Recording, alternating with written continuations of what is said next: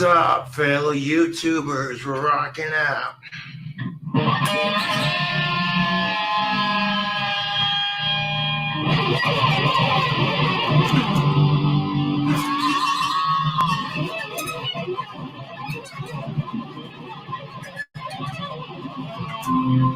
Oops, slipped up on a note there. That was kind of like, ugh.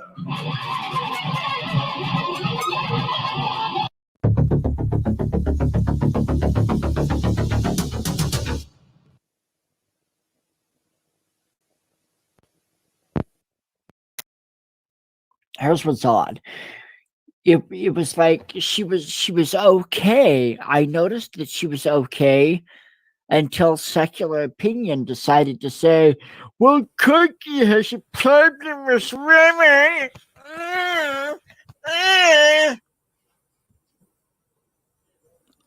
And after he said that, she just fucking lost it. So I hope you'll join our campaign team.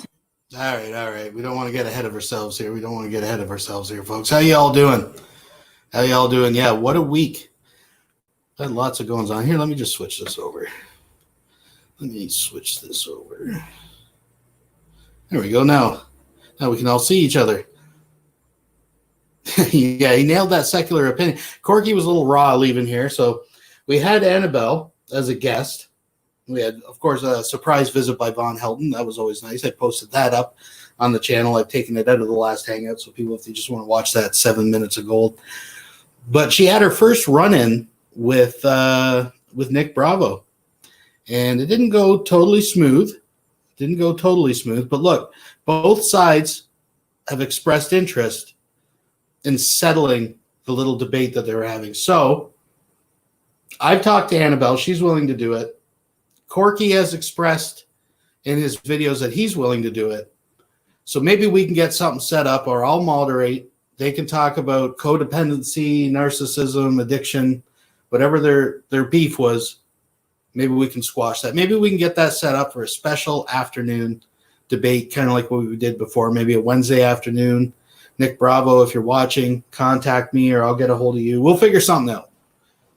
We'll get that settled. But yeah, we had Vaughn on. He was a little hot. He's been running hot. He's got some wind in his sails there, riding the coattails of G-Man. But we'll get into all that. So how's everybody doing? I see we got a lot of people out already. I'm just reading through. We got Burnt Toast. We got City of the Silent. Mute That Bozo. Not Nar. Cheeky Chica. I've seen Hogtie, Jello. We got a plethora of people out there. And it's just going to keep on growing. We got a good one thrown together. We're going to check in. We're going to check in on a couple people we haven't checked in on a while. And see what they've been up to. Revisit some classics. I want to settle this thing once for all. I don't know what it is with these cows and their height.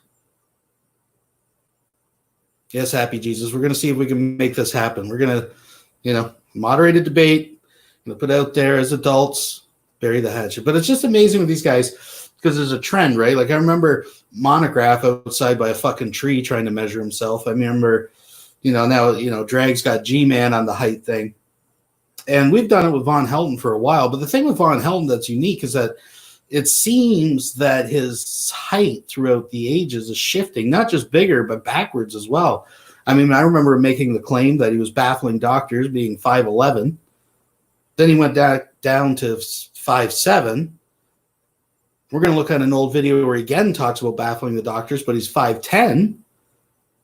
And now he's telling Annabelle that he's 5'7.5". So we're going to try to get to the bottom of this. We've touched this before, but we're going to get into that in a bit. We're going to watch more of the missing episode because we got 43 minutes in of the live stream that G-Man took down right after his first pre-trial. I watched the second pre-trial. I mean, there's been lulzy stuff.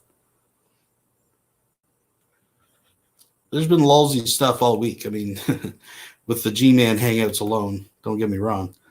There's enough material. I mean, Vaughn was going on his rant again about how the Catholics and the Protestants have been fighting over his soul. But we'll cover all that. We got lots of that coming up. Got lots of good stuff. And just so people know, too, I apologize if you didn't get the link to come in last time. I mean, as soon as I put it out there, it filled up. And I don't know if there's a thing with StreamYard, if the room is full, but I tried to share the link again in the chat, and I kept getting a big red message that YouTube won't accept those types of links. So I don't know if it's a thing when the room is full, it won't let you share the link anymore. Because after the room started emptying out, I shared the link again, and it worked. So I don't know. But I apologize. It filled up. Chances are you wouldn't have got in anyways, but it is what it is. So I don't know. Computer seems to be running okay tonight. It was doing that thing where it was flicking off black and all that stuff, but I think we're okay now. Now, since we're on that topic, people have been asking me some questions about the broke-ass computer fund, so I want complete transparency here. I want to give you guys a couple updates and just clear up a couple things. First of all, thank you for those who have donated to my broke-ass computer fund so we don't have these glitchy videos and all the quirks and oddities that come with what I'm dealing. I'm dealing with a 7-year-old laptop here, folks, with 4 gigs of RAM. So hopefully we can get to the point we can run OBS and all that good stuff and everything runs smooth. But people want ask some questions, so I'm going to give some answers real quick so we can move on. First of all, what have we raised so far? I am proud to say that we have raised $117, and I'm actually really happy with that because I was expecting like $30 or something. So that thanks a lot for everybody that chipped in a few bucks and got it up to there. Second question, what is the goal? Well, here's the thing. I don't really have a goal because I don't expect everybody to buy my computer for me. I'm not looking for a $2,000 computer off, my internet subs or something like that. I am buying a tower. That's all I really need is just a new tower.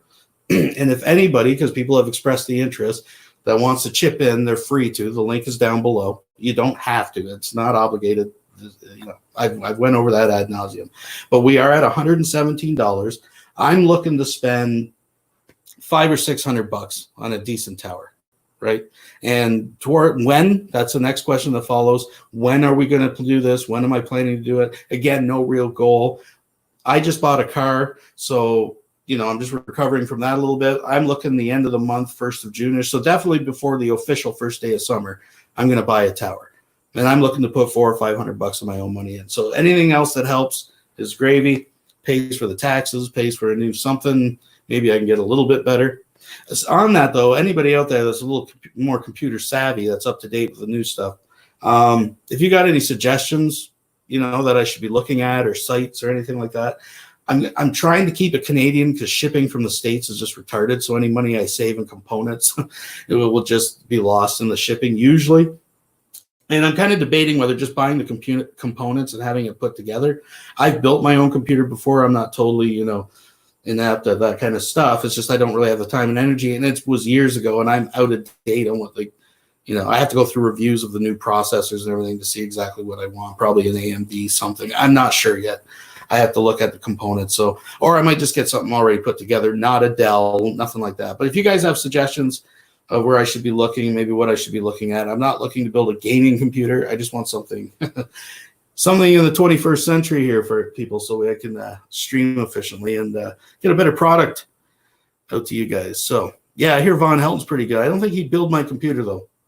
I heard the last one that he returned smelled funny. So that's all I got to say about that. Anyways, let's move ahead. I don't want to talk about all that kind of stuff. But that was people were asking questions, so I wanted to be transparent on that. Again, if you want to help out, the link's below. $5, $10, whatever. If you don't, that's okay too. I'm not feeding the poor with it, just being straight up. Yeah, let's move right on ahead here. Now, first things first. We get a little drinky poo. Doing a little different again. I'm going to tap into the Crown again tonight. I still got some left. I bought that before Christmas. That's how much I drink whiskey, but she's getting low. You got the drink. I'm a little dry. Not bad. I usually do it with the ginger. I do prefer it with the ginger a bit, but that's not bad. You know, folks, years ago, I was given a little bit of wisdom by an old Ojibwa chief, Chief Wind Talker. He used to claim that if you listen to the wind, you'd get pearls of wisdom. I asked him one time, I said, Chief Wind Talker, what message does the wind have for me? He stopped and he cocked his head and he put his hand to his ear and was silent for a moment. And then he turned to me and said, the wind says, an empty bottle of whiskey is like a good woman. Rub her the right way and you'll get one more shot. So I'm going to get as much as I can out of this. We'll probably be back to the Heineken next week. Another little sippy poo. I don't drink it too often, but I don't mind it.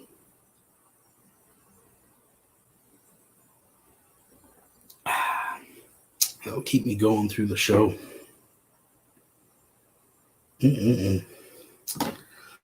Light me a little something to smoke. And we're going to enjoy ourselves a little musical number. Folks, sometimes, I don't know if you ever watched any of those, TV shows that produce music or the behind the scenes or behind the music type things, but the secret, any engineer, any Grammy winning producer or engineer are going to tell you, no matter the amount of tools at your disposal to make a slick product, nothing ever beats catching a magical performance in the moment, right? That's why they do the multiple takes. I mean, these professionals, they could do one take and it still sounds good, but they want the magical take. They want the take, sorry. They want that take that is going to be legendary. It's going to be iconic, right? It's going to be worthy.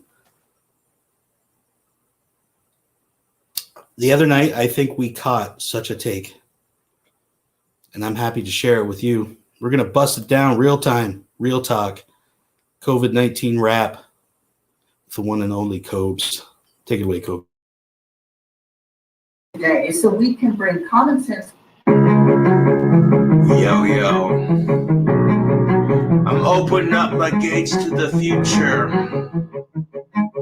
Yo, I'm lifting weights like I'm lifting crates and cleaning slates. Trying to get big muscles so I can score dates.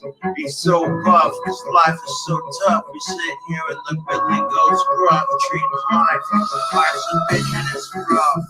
Sitting here, talk is tough and cheap. Have a leap, sitting here and listen. Gym rat, people talking shit, thinking you're obsessive and narcissistic dissing. Well, they can be kissing my bicep left to the right, cause my lift is tight, I'm out of sight. Getting gains like dynamite when I'm blowing up bigger than the Hulk himself. I'm sitting here lifting weights like it's top shelf tequila. Until these haters see it, wouldn't wanna be a damn. Rapping live on YouTube. Wow. Rolling rock, chug a can. Yo, these haters don't like my rhymes. They can suck my cock while I rock. 1, 2 with the weight in each hand. Lift until I got sweat pouring out of each goddamn sweat gland. I'm getting gains like I'm getting subscribers. Politicians and bribers, but let's not get political. My rap is sick, yo, listen. The haters try to be distant, but they be reminiscent about them old videos. See, I'm still making them, they can't handle it to blow in their mind. When I rewind this track, it back, can't handle all my stacks. I'm away from the bar when I go far to live like I'm a rock star. Gonna live to the point where I almost scar my muscle tissue. You're just trying to scar and cause an issue. Give them a tissue because they're whining about my bullshit. Fuck them. My rap is more fire than a fucking fire. Too legit to retire. Gonna never stop rapping when I retire. When I inspire. Ill rap for hire. Busting mad rhymes more than I bust mad nuts in these of-age sluts. Wow, what? Cobra, calm down. Jeez, that was too far. Goddamn.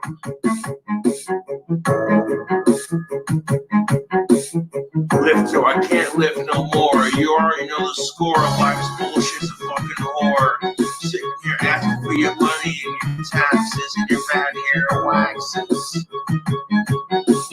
Telephone texts and your faxes. Yo,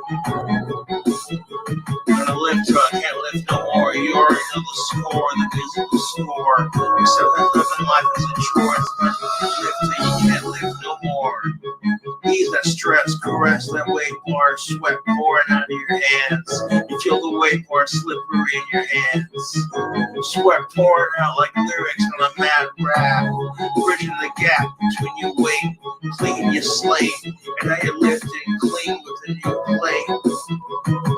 Lifting mad weights, so you can get a date. Trying to get muscular, feeling fit, because you know this rap's legit. Chicks checking me out when I'm lifting weights, saying I wish Cobra would suck my clit. Okay, that's enough. Oh-wee. Targeted citizen here. Targeted citizen here. It's a little blue car up there. Him and his little burgundy buddy just went down the road and back up 4 times now. Look, gonna come back again. See? Yep. I'll come down here and make a turn. See? Uh-huh. What'd I tell you? Standing there watching. Gang stalkers. Why would they be sitting there?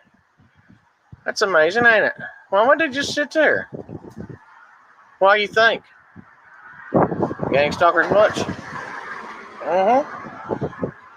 See? Just sitting there. So, my family, we were running our little drills, because that's what you do when you're in this evil. I hope you all picked up on that. He and his family are running drills. He runs gang stalking drills with his family. There's a car that's driven down his lane and turned around. Obviously, the person is lost. It's a parked car. They're stalking him. We're over in. And they started rolling the traffic. Rolling the parades.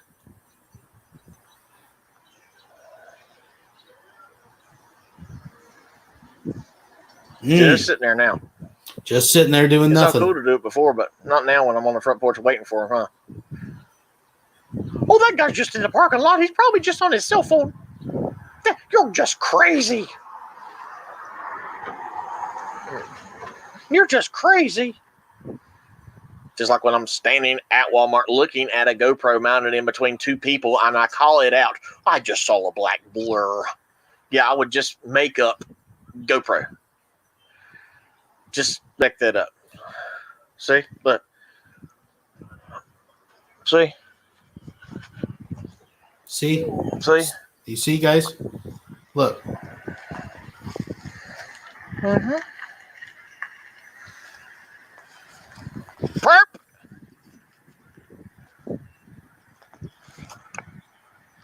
Mm-hmm. America. See gang signs? Throwing our little signals up. I didn't see any gang signs. I think that was called the finger because he just yelled at him. The guy's obviously lost looking for an address. Mm-hmm. Yeah, ain't nothing shady about that, is it? Nothing shady at all. That's the life we live as targeted individuals. You got him. That's the life we live. Anyway, the perps. This is the guy that was, he's claiming that the perps go into his yard at night and ambush his car, sabotage, I should say, his car, and steal tools and break plates and bend forks. So that way, if he reports it, they'll think he's the crazy one. That's what will make them think he's crazy, right? But now I see he made a new video. He's claiming that they're breaking in, actually giving him tools maybe we'll look at that. We'll look at more of him next week. But let's finish this up. It's had me down all day long. I've been struggling just to stay awake. But oh yeah, that he believes that they use some god energy weapons to like put thoughts and whatnot in his head, and they'll make him sleepy. Every time he tries to make a video, they try to put him to sleep. He gets sleepy. you guys have a blessed day. Wait a second, we got more of the traffic coming. Let's see how this works out. Yeah, here we go. Yeah. Yeah. Lovely day. I'm not sure what exactly that proved, but anyways, let's move ahead. So yeah, we'll get back into some targeted citizen. We'll get back into Trashy Tila. We'll see what she took a little vacay. I don't know what was going on there for a week or so, but I see she's back out pimping her shit. So we'll check in on all the regular cast of characters next time. Just before we get knee deep into Vonhelton stuff, I did want to revisit. This is actually a video that I shared way back, I think, on the second Weirdo Wonderland. We're up to 30. What were we? 35 now, something like that. 34. Jeez. Be 35 soon, folks. By the way, I did see Vonhelton made a I'm Right 52 video. I'm not sure exactly what it's about. It seems to be like flat earth nonsense. So I decided not to do that tonight. If it's worth it, maybe we'll do it as a live video Monday or something like that. But we got enough to get caught up on here. We still got lots to go through. But before we do that, I do want to revisit this video that was on Weirdo Wonderland number 2. That one, unfortunately, got removed. Secular Opinion got slapped on the wrist because I featured that Chris Chan video of him dry humping a doll. So, I mean, come on, the guy's wearing pantyhose. I'm just saying. Anyways. But this is Gail Cord Schuler. Now, she had put up a video I was going to play of her in the shower coloring her hair, but believe it or not, it was kind of boring. This is probably one of my favorite Gail Cord Schuler videos. Now, just in case, because we're all from different time zones here, if you have any young children in the room, you may want to remove them now. You've been warned. This is Bubba the Black Jesuit is alive, and he's yelling, "Lick my butthole." You can't script this shit, folks. I just need to report on a criminal who's on the loose, a rapist. Those of you who got my book, Jesus the Eternal Bridegroom, you probably and have listened to my video, and I'm going to have a link for the video that I'm talking about where I did a reading from Jesus the Eternal Bridegroom about my men being raped at the Jesuit homosexual compound in San Francisco. Well, Terrence and Hugh were out looking for Waldo. And let me just see, I took notes here. And Terrence said he was just shaken. They were out looking for Waldo. Just a little background. Terrence is this person that was trolling her and convinced her that he was like a judge. One of these days, we're going to put together a mini-series where we go through the Skype court trials, because it really is hilarious. But it's basically a troll that was baiting her along, pretending to be a judge. And Hugh is Hugh Jackman. Yeah, like that Hugh Jackman. Anyways. And they managed to pick up a distress signal from Waldo. And it had been broadcasting since before they knew that he was missing. And he said they just now noticed it because the signal was slower and warped for some reason. So they tracked the signal to California, to San Francisco. But they had to go look on foot because they couldn't locate Waldo by his distress signal from the church. Sarah Avery in California is messing up all of the communications and everything, so they're not accurate. She's still out there. And so Terrence and Hugh were searching and searching, and even the Church of Gale staff was monitoring Sarah Avery nearby, took time to help them look for Waldo. And eventually Terrence and Hugh got hungry, so they decided to find a place to eat. And everything was fine until Hugh, who was talking to Terrence, this is when they were in the restaurant, he suddenly froze up and dropped his fork. And then Terrence said, Hugh, you all right? And suddenly they heard a familiar voice. It was, "Lick my butthole." He said it kind of just like that.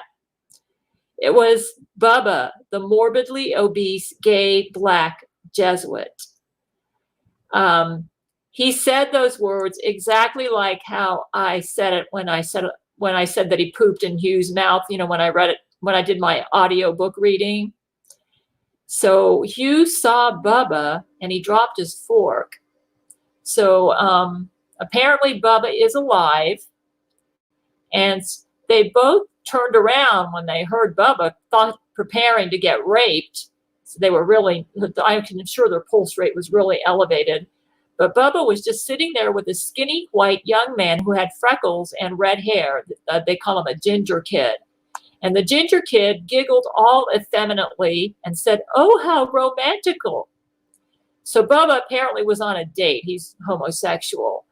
And Terrance and Hugh were so caught off guard by seeing him that it was like Hugh's rapist was there sitting across from them at the restaurant, just going about his life free after he'd raped Hugh and made Hugh dress like a little girl and lick his butthole and then pooped inside of Hugh's mouth. And so they were staring at him, and it caught Bubba's attention. So apparently Bubba didn't expect to run into them at the restaurant either. By the way, this rape happened in San Francisco. So so he did leave them alone this time, and they were just in so much shock they didn't really know how to handle it. This was very traumatic for my men. So they found out the reason they think he escaped, even though they released a bomb to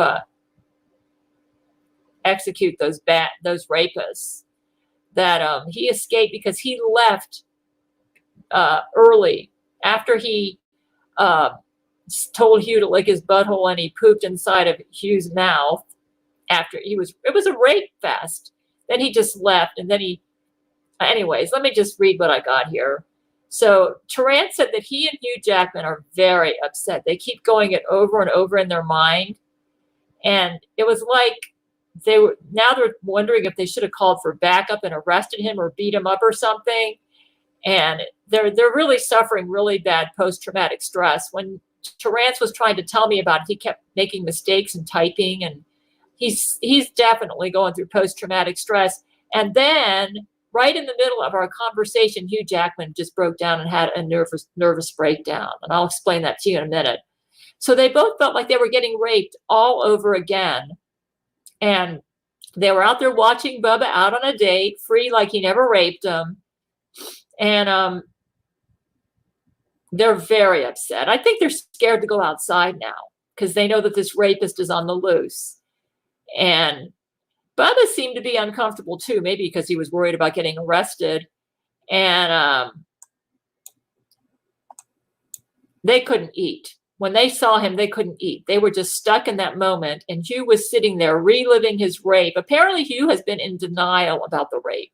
And this is what my men do. They often go into denial and they don't deal with the rape.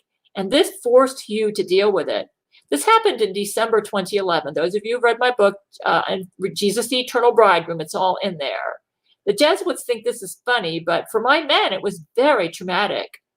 So eventually Bubba and his date left, and Hugh Jackman said that as Bubba got up to leave, that Bubba winked at him and mouthed the words, "Lick my butthole." I think he said it just like that.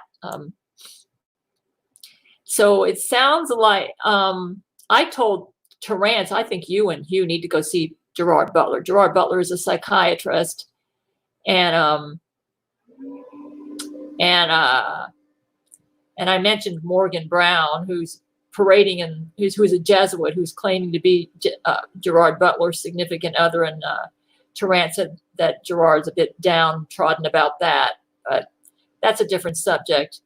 But she hasn't raped Gerard yet, like Laurie McBride has done with Brent Spiner and Camilla Alves has done with Matthew McConaughey. So at least I'm glad to hear that. But there's a lot of lies out there in the media. So I told them, you need to go see Gerard. And I could just tell by all the typos and everything in the message that Hugh and Terrance are really going through post-traumatic stress because of this. People don't understand. Jesuits, they think their rapes are funny, but they're not. And a rape is not funny. It's not funny. And, I'm getting I actually think Bubba actually made a comment underneath one of my videos, and he's because he said, lick my butthole. That's not funny.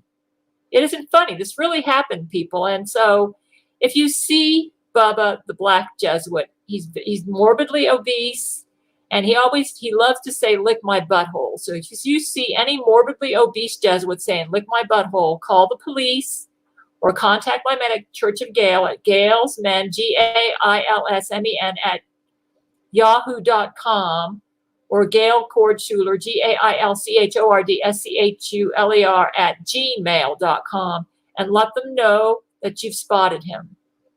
And then maybe we can get this guy arrested and off the streets. He's a rapist. In fact, that ginger guy that was with him, Terrence, is worried that might be another rape victim.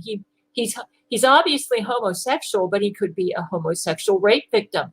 And we need to find out where Bubba is and get him arrested and off the streets. He's still going out there raping. And that this date that he had with this guy, Terrence is worried that might have been a rape date. Maybe he drug raped him or something, like Lori McBride has been doing to Brent Spiner. So they still haven't found Waldo yet, and they're trying to deal with Sarah Avery. Also, they've quarantined her, and that's a different subject. And they're trying to keep her from eating so much so she doesn't get so large that she becomes a black hole. But so they're still dealing with that. But right now, this video is mainly about Bubba, the morbidly black obese Jesuit. If you could help us to arrest him and get him off the streets. They said it was just so weird to see him.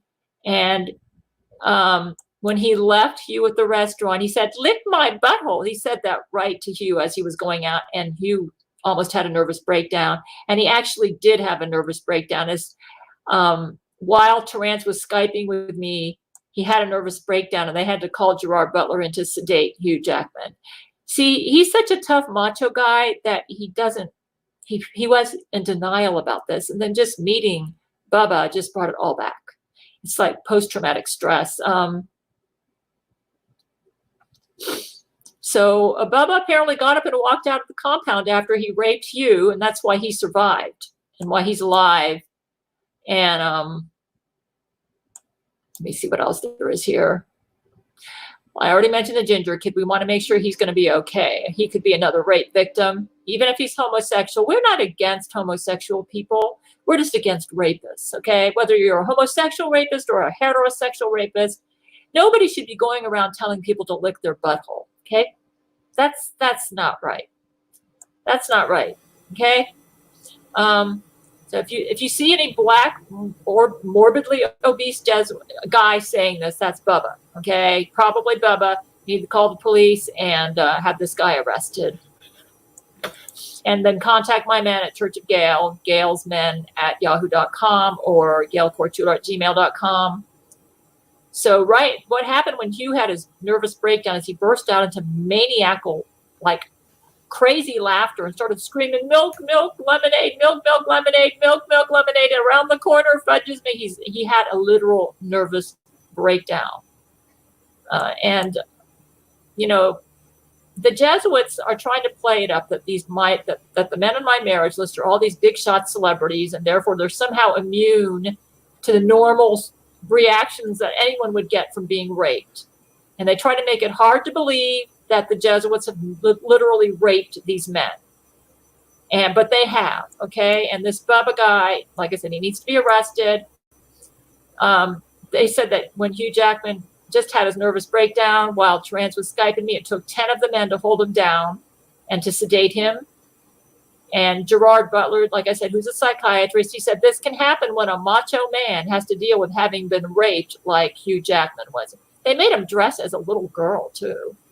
So that's pretty tough. Jesuits they use psychological torture when they rape. They did that to Brent Spiner. In fact, if it wasn't for me, I think the real Brent Spiner would have committed suicide. But I've stuck by him through all this. So he's such a tough guy. He tried to shrug it off and not talk about it. This happened in December 2011. And now he just had to face his rapist that he thought was dead. So he's going to need a lot of therapy. And we need to get this guy off the streets. He's dangerous. Okay, he's a rapist. All right, folks. So keep your eye out for a morbidly obese black Jesuit named Bubba screaming, lick my butthole. Hugh Jackman apparently so traumatized when seeing him in a restaurant, began screaming, "Milk, milk, lemonade, round the corner, fudge is made." But the big question that remains, where is Waldo? As you can hear, I got a Air Force going over or something. Anyways, moving right along here, let's get into the burning question of the evening. How tall is Vonhelton? Anyways, so this has been a reoccurring, if I could use the word narrative, with Vonhelton for a number of years. As I said, I made several videos calling this out. Here we grow again, the incredible shrinking man, because is throughout the eras of Vonhelton, his height seems to shift. At one point, he's claiming he's almost 6 foot, 5'11", then he went back down to 5'7", up to 5'10", baffling doctors. If you caught the interaction between Vonhelton and Annabelle, which I have up on the channel if you want to check that out, he claims just the other night that he's now 5'7" and a half. So we're going to take a look and listen. I'm open-minded, free thinkers here, folks. I'm not telling you what to think. I'm just presenting the evidence. So first, to start off, I'm going to take a little look at this. We're going to go back to an old video where Vonhelton has claimed that he is, once again, I've heard this claim a few times. He also says this about his eyesight, that he's actually accumulating mass. Now, I do believe that he is accumulating mass. I just don't think it's in the direction that he thinks it is. But let's watch this this classic. From the horse's mouth. I'm still gaining mass. And I have no explanation for it. You know, well, Vaughn, you eat that Carnation instant breakfast drink every morning and shit like that. Yeah. Instant Carnation breakfast, folks. Yeah, okay, I take the breakfast drink and shit and Boost and stuff like that. But still, man, I mean, it's not like, it's not like I'm out there training hard to be ripped like fucking Arnold Schwarzenegger or something, you know. But yet I'm gaining mass, man. I can't explain it. The doctors can't even fucking explain it. But it's pretty cool. I gained another inch, by the way. I'm another inch taller. I'm now 5'10", according to the fucking doctor. So he was announcing he was 5'9" previously. Another metric that we have on the record here. But the doctors have now just told him that he's grown another inch. And it's 5'10". Fucking like, what the fuck, you know? I'm 48 years old. I'm not supposed to be growing. If anything, I'm supposed to be shrinking, but I'm growing, and I'm getting bigger, and I'm getting mass, and I'm not exactly getting cut though. I need to cut, man. You know, I want to get cut, but I'm not. I don't get to cut, but By the way, shout out to Vonhelton's tits. Have you noticed that he's been sporting that lovely red tank top, skin tight muscle shirt, quote unquote? Those B cups are coming in very nicely. I've got the mass and I've got the strength and I'm growing taller. I have no fucking explanation. I have absolutely no fucking, and the doctor's baffled, man. The doctor's like, you're not supposed to be fucking growing. Oh, not this bullshit again. Are we really going to do this? Do I have to unplug my phone? Do I? Because I will. I have no problem unplugging my phone. None. All right. So, you know, you want to call, you want to aggravate me. I just unplugged the fucking phone, dummy. It's 3 o'clock in the fucking morning. Do you think I give a shit? Well, BB Rich, there is a rumor going around that I was welterweight there for a little while. But, hey, you know. What do I think of people joining the military? All right. So that's a short little clip. So in this clip, he's baffled doctors yet again by growing another inch. At this point, claiming to be 5'10". Again, Monday night, he claimed he was 5'7" and a half. Now, I don't mind giving Vonhelton that he's 5'7" or 5'6" or something like that. Maybe he is. We're going to try to get to the bottom of this. And I want to be very clear because I've caught some shit about this in the past. I'm not making fun of the guy because he's short. I'm not a tall guy. I've admitted that many times. I'm short. I'm a short guy, right? It's not about him being short. It's just about lying about it. You know, excuse me, and just like no consistency in the lie. right? It's almost more. It's not even that he's lying about his height. It's just the blatant insult to people's intelligence, right? But I just think it's funny that these guys are so insecure. You know, they got to be like a 6-foot ex-Marine all the time. It's always some macho game, right?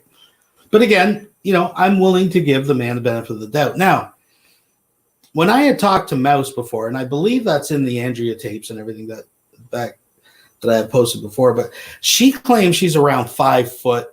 I'm going to give her about 5'2" I think she's just over 5 foot in height. So we can easily compare the two to get some kind of realistic metric on how tall Vonhelton might be.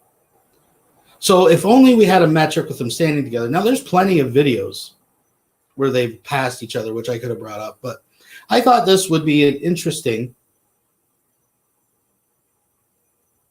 little insight, especially for people that are new, that maybe haven't seen this before. So this is going back a few years. This is the wedding video. Because this is an interesting video because not only do we get to compare Mouse and Vaughn, and I'm going to be making arguments for both sides. I'm going to bring up, you know, some points on Vaughn's side, some things to account for certain things. And then I'm just going to let your eyes tell the story, okay? And also there's a matter of perspective here. We have a lot of examples of perspective. We have other things, other people that we can gauge this against. So I'm going to let the intro actually play on this just for nostalgic sake. So because some of you may remember this golden era of Vonhelton with the Howler Monkey intro. You guys remember that? And then he tagged on his old Punisher intro that he doesn't use anymore. So let's go down memory lane. Let's watch the wedding of Vonhelton. This is a Kentucky Fried wedding that they must have spent hundreds of dollars on. Out on Ma's porch. Whoops. Went by it. Here we go.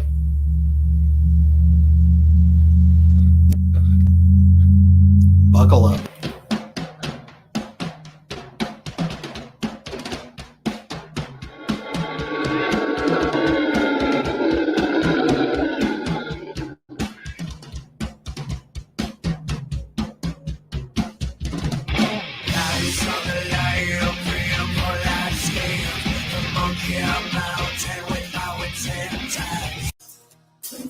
I've got a message for all the scumbags, losers, killers, and haters of this world.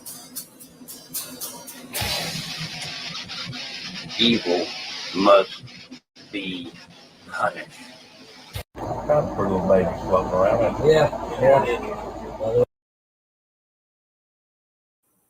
All right, so Exhibit 1, ladies and gentlemen. I just want to stop it there. Unfortunately, I wanted to stop it on like when it showed his shoes for a brief second, but I can't remove this toolbar when it's on pause, so you can't see it anyway. So there's some points for and against here. I'm not going to critique the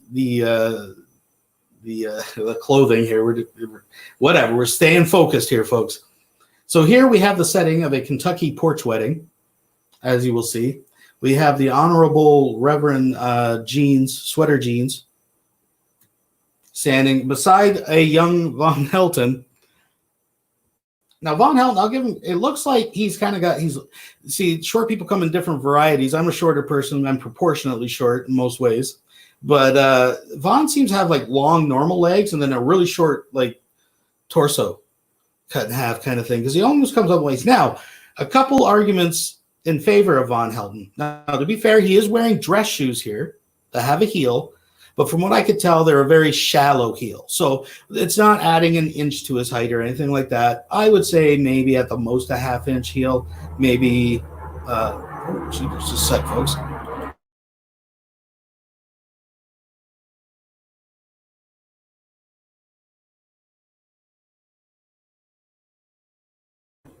Sorry about that. Something real loud went by. Anyway, so I mean, maybe they're like a 1/4 inch heel, you know, but it's giving them a little bit of a boost.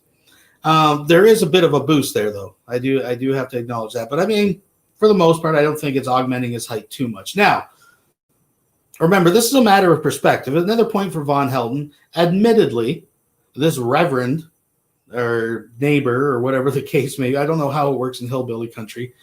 But this person is a little bit more forward, right? He's more in the foreground than Vaughn is. So there is a bit of a perspective thing happening here. That being said, I mean, Vonhelton comes up to this man's nose, who's obviously, I would bet 1,000 internet points is not wearing dress shoes like Vaughn. He's probably just wearing flat-footed sneakers. Right? So, I mean, this guy, if we say conservatively, he looks like a bigger guy, though. He's probably 6 foot, somewhere in that neighborhood, what Vaughn claims to be, right? So we got Vaughn coming up to about his nose. Move that forward. I'd give him the eyebrows, top of his hair, something in there. Another thing to notice here, folks, to be fair, because it's going to be important, there's 2 things I want you to notice in this video. Because on the first run through, you may be a little confused. Even I didn't catch it at first, and I had to rewatch to make sure. First of all, it's important to notice that the porch is carpeted, that the shoes do not make a sound. That is going to be important in a second. But do notice that even before Mouse comes on camera, you can hear like the clip-clop of a hard-soled shoe. Now, it's obviously someone off to the left on the wooden part of the porch on like patio stones.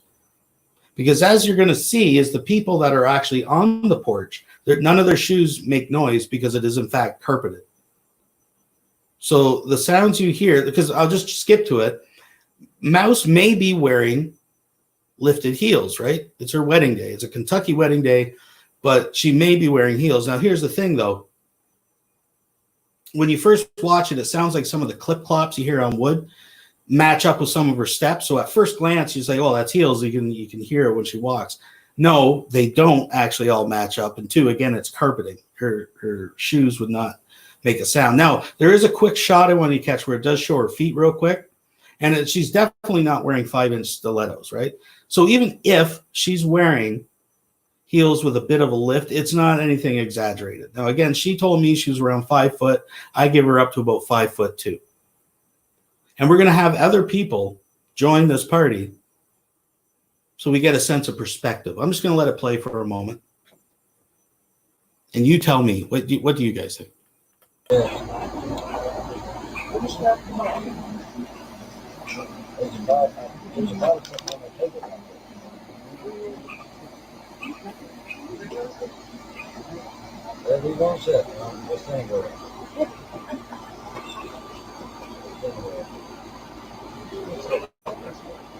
Just got to shit her down with your baby. Notice as they walk, no sound from the feet. That's important. Also notice the perspective as people come out the door, size of the females in relation to the males. You can start to gauge the heights of different people here. Like that guy with the tie on, he's a bigger guy, right?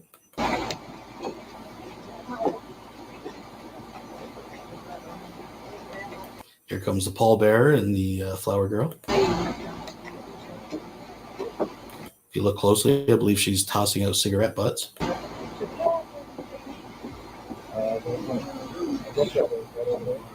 Now, right there,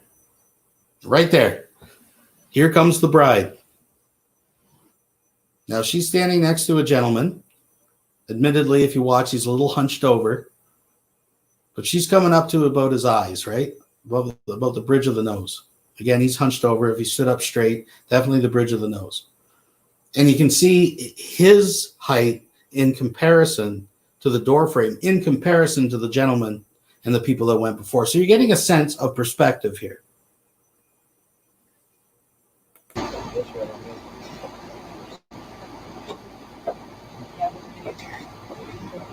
Again, you hear the odd clip-clop. That's not her shoes. If you watch real carefully, those clip-clops are happening before, and they don't match up with it's not her. You can't hear the shoes. Again, but look at the perspective. Look at the men in the background compared to Vonhelton and people in the foreground. This is important.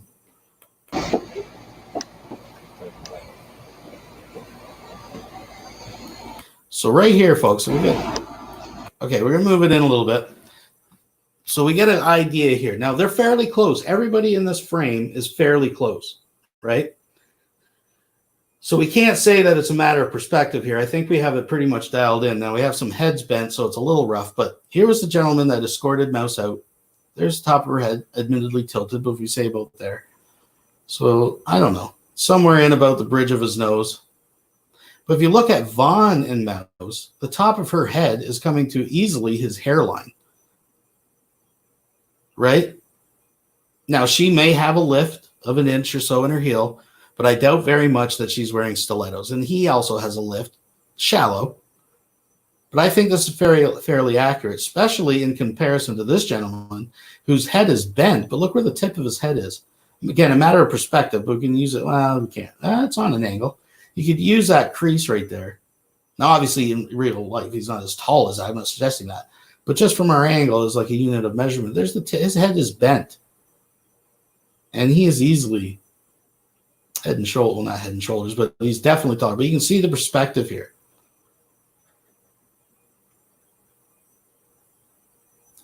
Definitely not 5'11". Definitely not 5'10". I don't think I'd even give him that. I don't think that's 5'7" with dress shoes on. But wait, there's more. Let's enjoy the ceremony for those that have never seen this. Dearly beloved, we have come together in the presence of God to witness the joining together of this man and this woman in holy matrimony. The sacred relationship of marriage was established by God in creation, and our Lord Jesus Christ adorned marriage by his presence and first miracle at the wedding in Cana of Galilee. The Apostle Paul chose marriage to symbolize the union between Christ and his church. And Holy Scripture commands marriage to be honored among all people. The union of husband and wife in heart, body, and mind is intended by God in the mutual joy for the help and comfort given to one another in prosperity and adversity. And when it is God's will for the procreation of children and the nurturing of knowledge and love of the Lord. Therefore, marriage is not to be entered into unadvisedly or lightly, soberly, deliberately, and in a reverent fear before God. In this holy union, James and Andrew and I go with each other.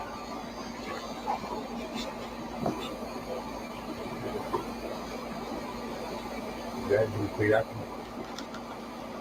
I, James. Take you, Andrew. To be my wife. To have and to hold. From this day forward. For better, for worse. For richer, for poor. In sickness and in health. For love and to cherish. Until we are parted by death. As God is my witness. I give you my promise. Okay, Andrew. I, Andrea. Take you, James. To be my husband. To have and to hold. From this day forward. For better, for worse. For richer, for poor. In sickness and in health. To love and to cherish. Until we are parted by death. As God is my witness. I give you my promise. Okay, you got your rings?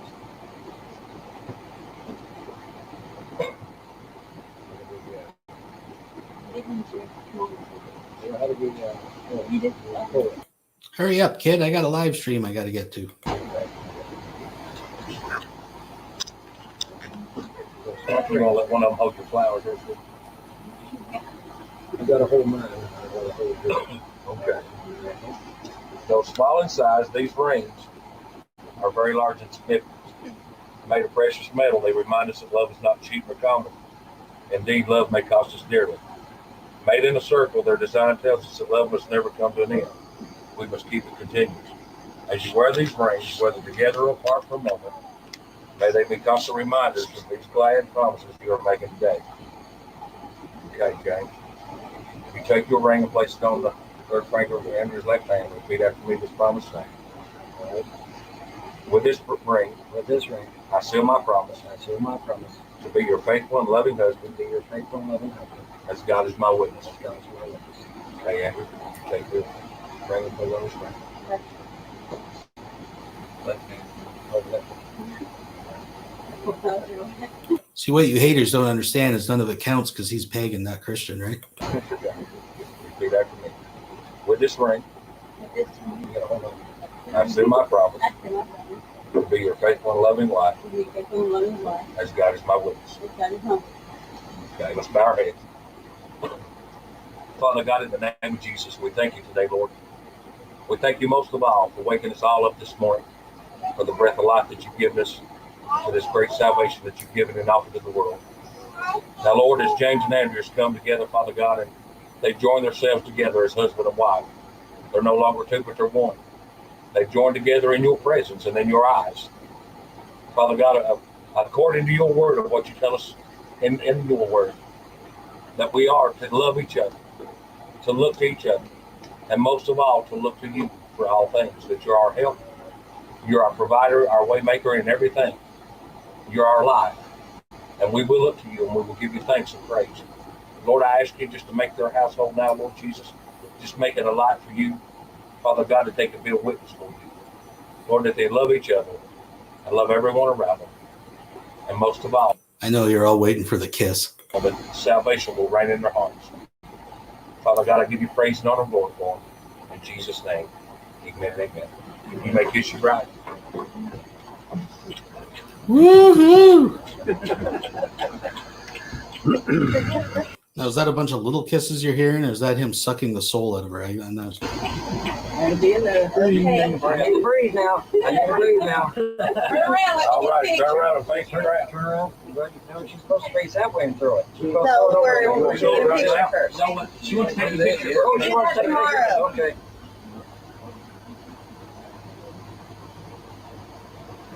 Any other questions? Is he standing on his tiptoes for that picture? Yeah, see, he just went down. Oh, you throw it. All right. So that's the wedding. That is the infamous Kentucky binding of the fucking handicap right there, folks, that you got to witness. If you're new to all this, you just got to watch it. But hey, it's subjective. It's all a matter of perspective, right, folks? So we see some heights coming in. We're saying 5'5"-ish. We're saying maybe 5'3" to 5'4". I give him 5'4", 5'5", maybe. But the question is, what does Vaughn have to actually say about this? See, every once in a while, it's really interesting with these guys. If you catch them in just the right circumstance, when it's convenient for them, they actually tell the truth. And Vonhelton, his Achilles heel, his kryptonite when it comes to this, is to get him into a conversation of how he should have been the one to play Wolverine. He has brought this up many times. So he has a problem with Hugh Jackman's portrayal of Wolverine because he's not official comic book height. Hugh Jackman is a gentleman that's around 6, I think it's 6'2", something in there. He's a bigger guy. The comic book Wolverine is much shorter. So Vonhelton felt that it should have been he that got the part of Wolverine.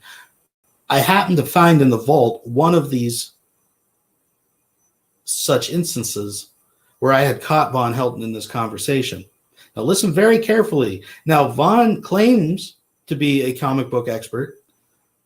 He knows all things Marvel Comics. So I'm going to extend him that. Let's take a look. Pay close attention here, boys and girls. From, again, the horse's vagina.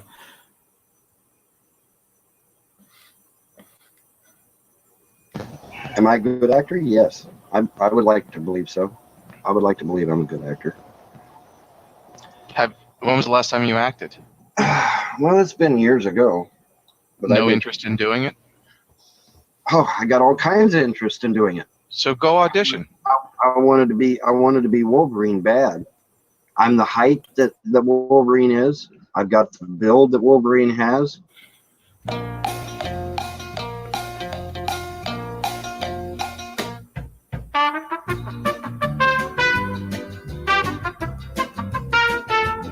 There it is, folks. I'm the height that Wolverine is. I'm the height that Wolverine is. I'm the height that Wolverine is. All right, folks, I'm going to let us drift away here. I love this video. Note his height in comparison to the bookshelf. Enjoy, folks. A big fine car.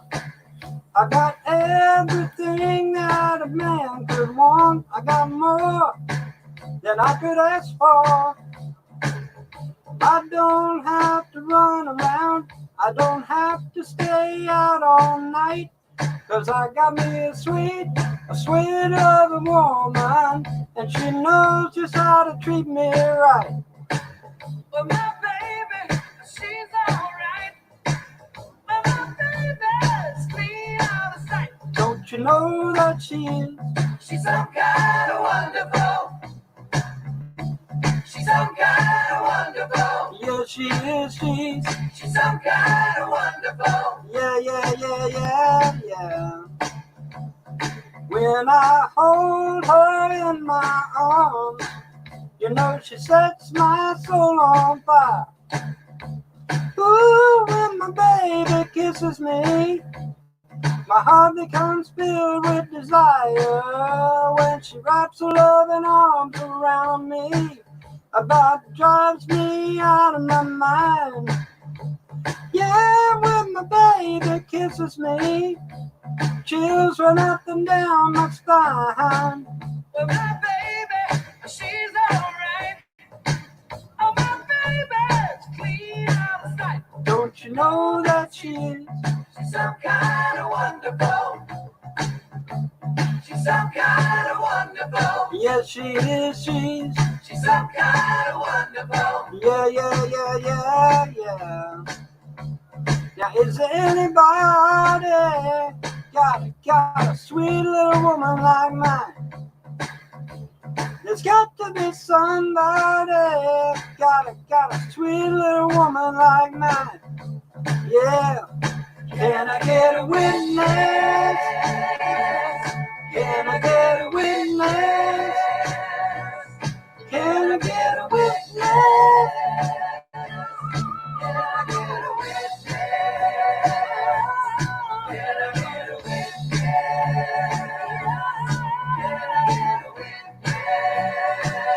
I'm talking about my baby. Yeah, talking about my baby. Talking about my baby. She's some kind of wonderful. Talking about my baby. Some kind of wonderful.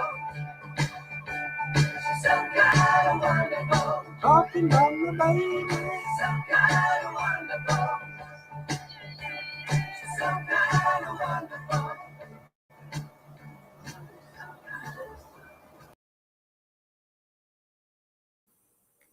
Thumbs up, Vonhelton. So I don't know. What do you guys think? What's the verdict? Is this a man? 5'11", 5'10", 5'7.5", 5 3/4. I don't know. You be the judge. 6'8". Okay, man, fair enough. The ceilings are about 6'8". Yeah. I don't know. It's hard to tell. You be the judge. I'm not, again, it's not about him being short. It's not actually even about how tall he is. It's just the fact that he keeps lying about it. Yeah, I keep calling him a man. I know. I don't know. Marshmallow. The Marshmallow Hobbit. 5'4". We're getting some numbers in there. Yeah, okay. All right. Well, it's, still in the ballpark. We're still in there. So we're getting to the main event here, folks. We're getting to the, oh, jeepers creepers. We're getting to the, we've had the potatoes, getting to the meat, and of course the dessert is always at the end. So let's just mix things up just for a quick sec. Let's get a few pearls of wisdom from our man, King Cobra.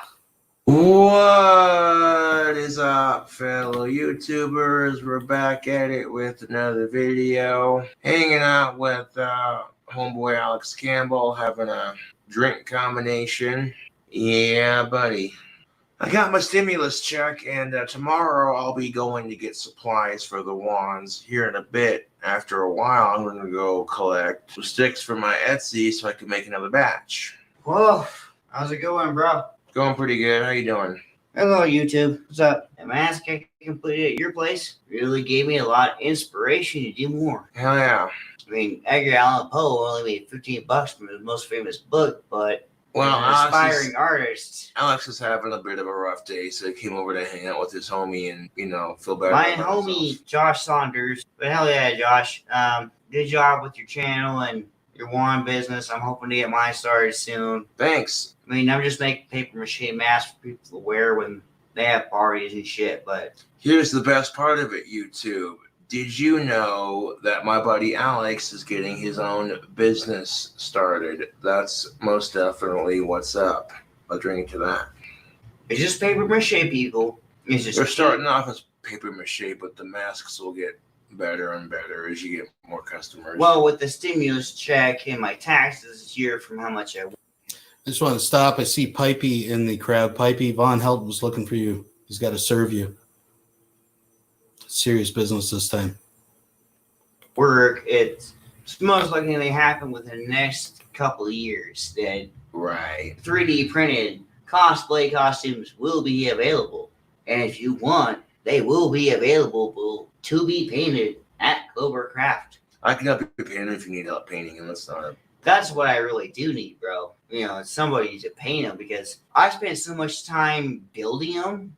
Well, if you chip in money for spray paint, you know, then it hurts money. It hurts financially wise and time wise with my family. So, you know, of course, I'm going to pitch in like $5 here and there. You know, you send me a message like, "Hey, bro, I need $5. Okay, give me a couple of days to get me $5 or more, and I'll get you more spray paint. What spray paint you need?" Yep. Josh Saunders. Yep, yeah. That's the certificate that comes with it, yeah. Dude, I've never gotten one of those. I'm jealous. Oh. I like the speckling on your wall, by the way. It was pretty professional. Thanks, Cobes, for the quality crafted wand. Can't wait to use it. That's what's up. Oh, dude, bro, hot ring touch. Boom! Hell yeah. You are most welcome. It's still got the red on it from it, and you gotta up the quality of your masks if you want them to. Oh yeah, that's why I just bought literally $200 worth of fucking fiberglass mesh. Where's that? There it is.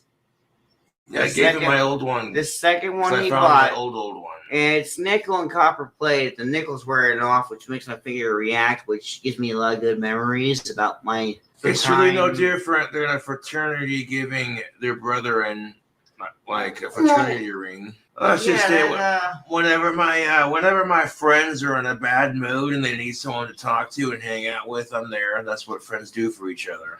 I hate to say it, but I counted Josh for that slap in the fucking face. I really do. I didn't slap you in the face. No, I'm a sympathetic person. I really am. I don't want to. Bacardi Mango, unleash the beast. Does Cobra Craft know what's going on right now? Yeah, I know what's going on, dude. Do they know what's going on right now? They know exactly what's going on. They're like, "Hey, Can Cobra, I try some of this? Go for it." I have a vape pen that's filled with a mixture of the Space Jam. Who sponsored it? And you did on the Space Jam. I did, homeboy Cobra. I was just gonna say, Cobra Craft is gonna be able to do videos all the fucking time. I pretty much do. I could do videos all the time if I wanted to, but I only do so many just because.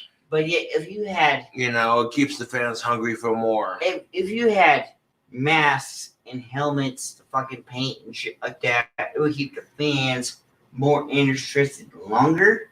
Right. I got my stimulus check, and I'm glad I didn't tear it up. For a second, I thought about doing it because I was depressed. I don't know why. Then I got over it. So did you get the 1,200? Sure did. You sure did. I'm putting it back into Casper's local economy because that's where I be living.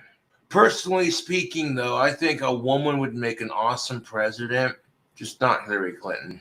You know why? Let's just leave politics out of the video.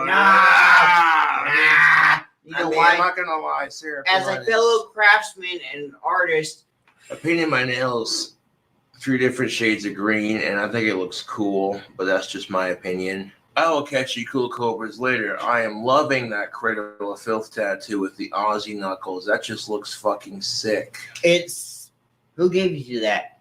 Well, Don picked it. I know Black Sunday. Black Sunday did Who picked it out? And Don Picton, who helped film the documentary, was the one Okay. who paid for it. And it Was looked sick. Tiffany there? Was Tiffany there, huh? I don't know, The honestly. female with all the tattoos? I don't know. It's been a while. Well, Tiffany did mine, and she works there too. And all right, if you want to see Alex Campbell start his own channel, then hit this video with a like. they would do this shit There and you put go. it in the paper. I'm sorry. No, you're good. I'm good with people. Hell yeah. And when I'm good with people, I'm good with people. Anyways, YouTube, if you dig the videos, subscribe for more, and I'll catch you cool cobras on the next one. So that was Alex Campbell, the guy who would not shut the fuck up. I love it when he has his friends over and he's getting frustrated with them when he's trying to do a show at the same time. Okay, people. So we're getting to the main event. So we're going to get through this. So this is the live stream that G-Man had after his first pre-trial. So it's about a week ago. And this is after, just to bring people up to speed, this is after he's been trying. See, with G-Man, I think he's trying to avoid confrontation with Vonhelton, but he's sick of him already, right? So he's trying to squeeze him to the background. It's like, you go to a party and all of a sudden everyone's going to go to a different party where you can't go. Or a better analogy, I guess, is if you're the kid playing, Saturday afternoon a bunch of people go to the school courts, and you're playing basketball. Then everyone's like, oh, we all got to get going. And then they wait till you go, and then you walk by later and you see they're all back out playing like an hour later with each other, right? Most people take the hint that you're not included, right? That's just kind of a social cue that most people catch, would pick up on. Well, not Vonhelton, So G-Man had ended the pre-trial, tried to get Vonhelton to go over to Dragnauts. And then Vonhelton wouldn't take the hint and comes into this. And he's pining for attention. Anytime he has a chance to speak, he wants to turn the platform into a pity party for himself. And of course, G-Man, being G-Man, this is a classic clash of egos here, folks. So I had someone that said in the chat earlier that the moderators that G-Man's has now banned Von or removed Von or something happened tonight. I'm not sure. I'm not up to date on that. Someone could fill me in, but this is still pretty lolsy. And this isn't a rage fest per se. This is just a bunch of idiots in their natural habitat saying really dumb things, right? So there's all kinds of gold that just drops out of Vonhelton's mouth in this. What has happened is this Lulu deviant girl has come into the room. She is not a Christian, but claims to believe in a higher power. Vonhelton has clung on to that and keeps trying to jump up and down and get her attention and say, look, I'm a pagan just like you. We're pagans. And G-Man's still getting annoyed. So we got to about the 43-minute mark in this. I want to find whereabouts. Might back it up a little from that. Just to kind of bring us all up to speed.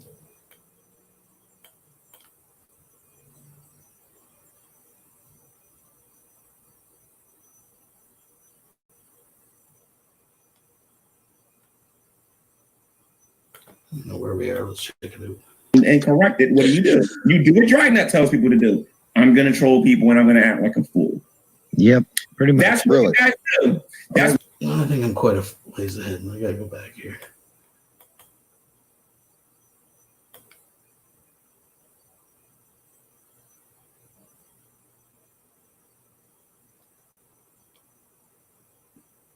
I guess I was close. We'll go from there. What the hell? Here's the thing. No, because you're the one bringing. You're gone, okay? Both of you are gone. And let me say why you both are gone, okay? Both of you are gone because both of you are incapable of having an adult conversation. Guess what, guys? You don't know everything. There are people out there that know things that you don't, okay? Get over yourselves, okay?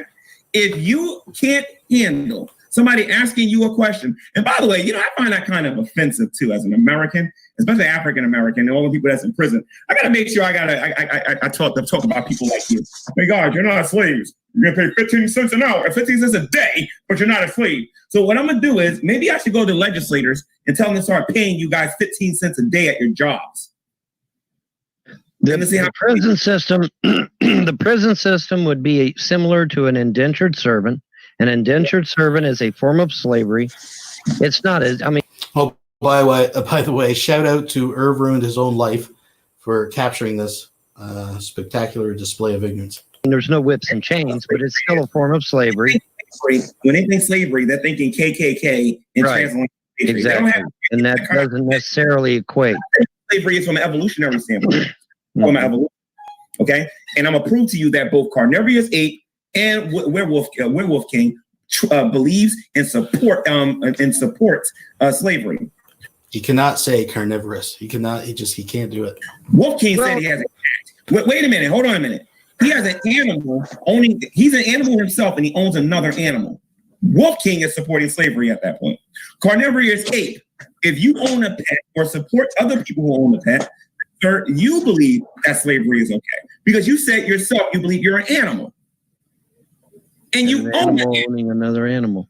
The nonsense saying that you don't own slavery, that you don't support slavery, because you do. Lulu supports slavery because if Lulu has animals, you support slavery. Yeah, you have a cat in the background, right? You got a cat in the My background. cat can come and go when he pleases, and all I do is feed him. He's still your property. I don't claim him.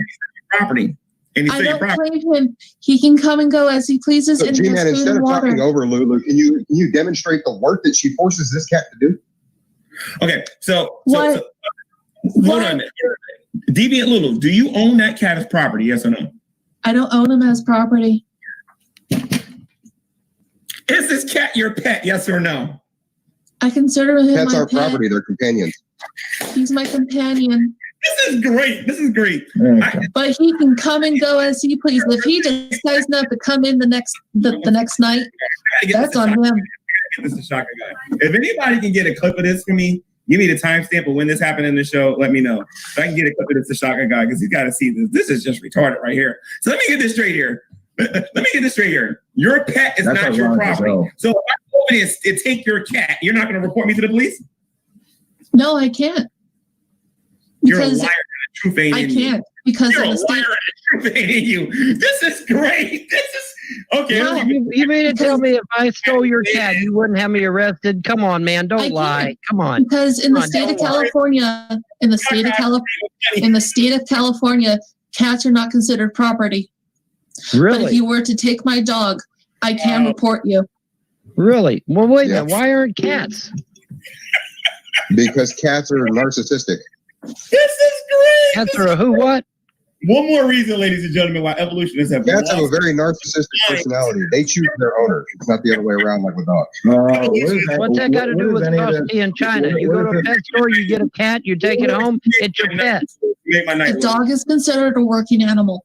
What does all this have to do with evolution? Like, real quick, what does any of this have to do with What do you evolution? mean, what has it got to do with evolution? It has everything to do with evolution. I mean, Bernie Williams is like, please kick her off because they know you're trolling at this point, Lulu.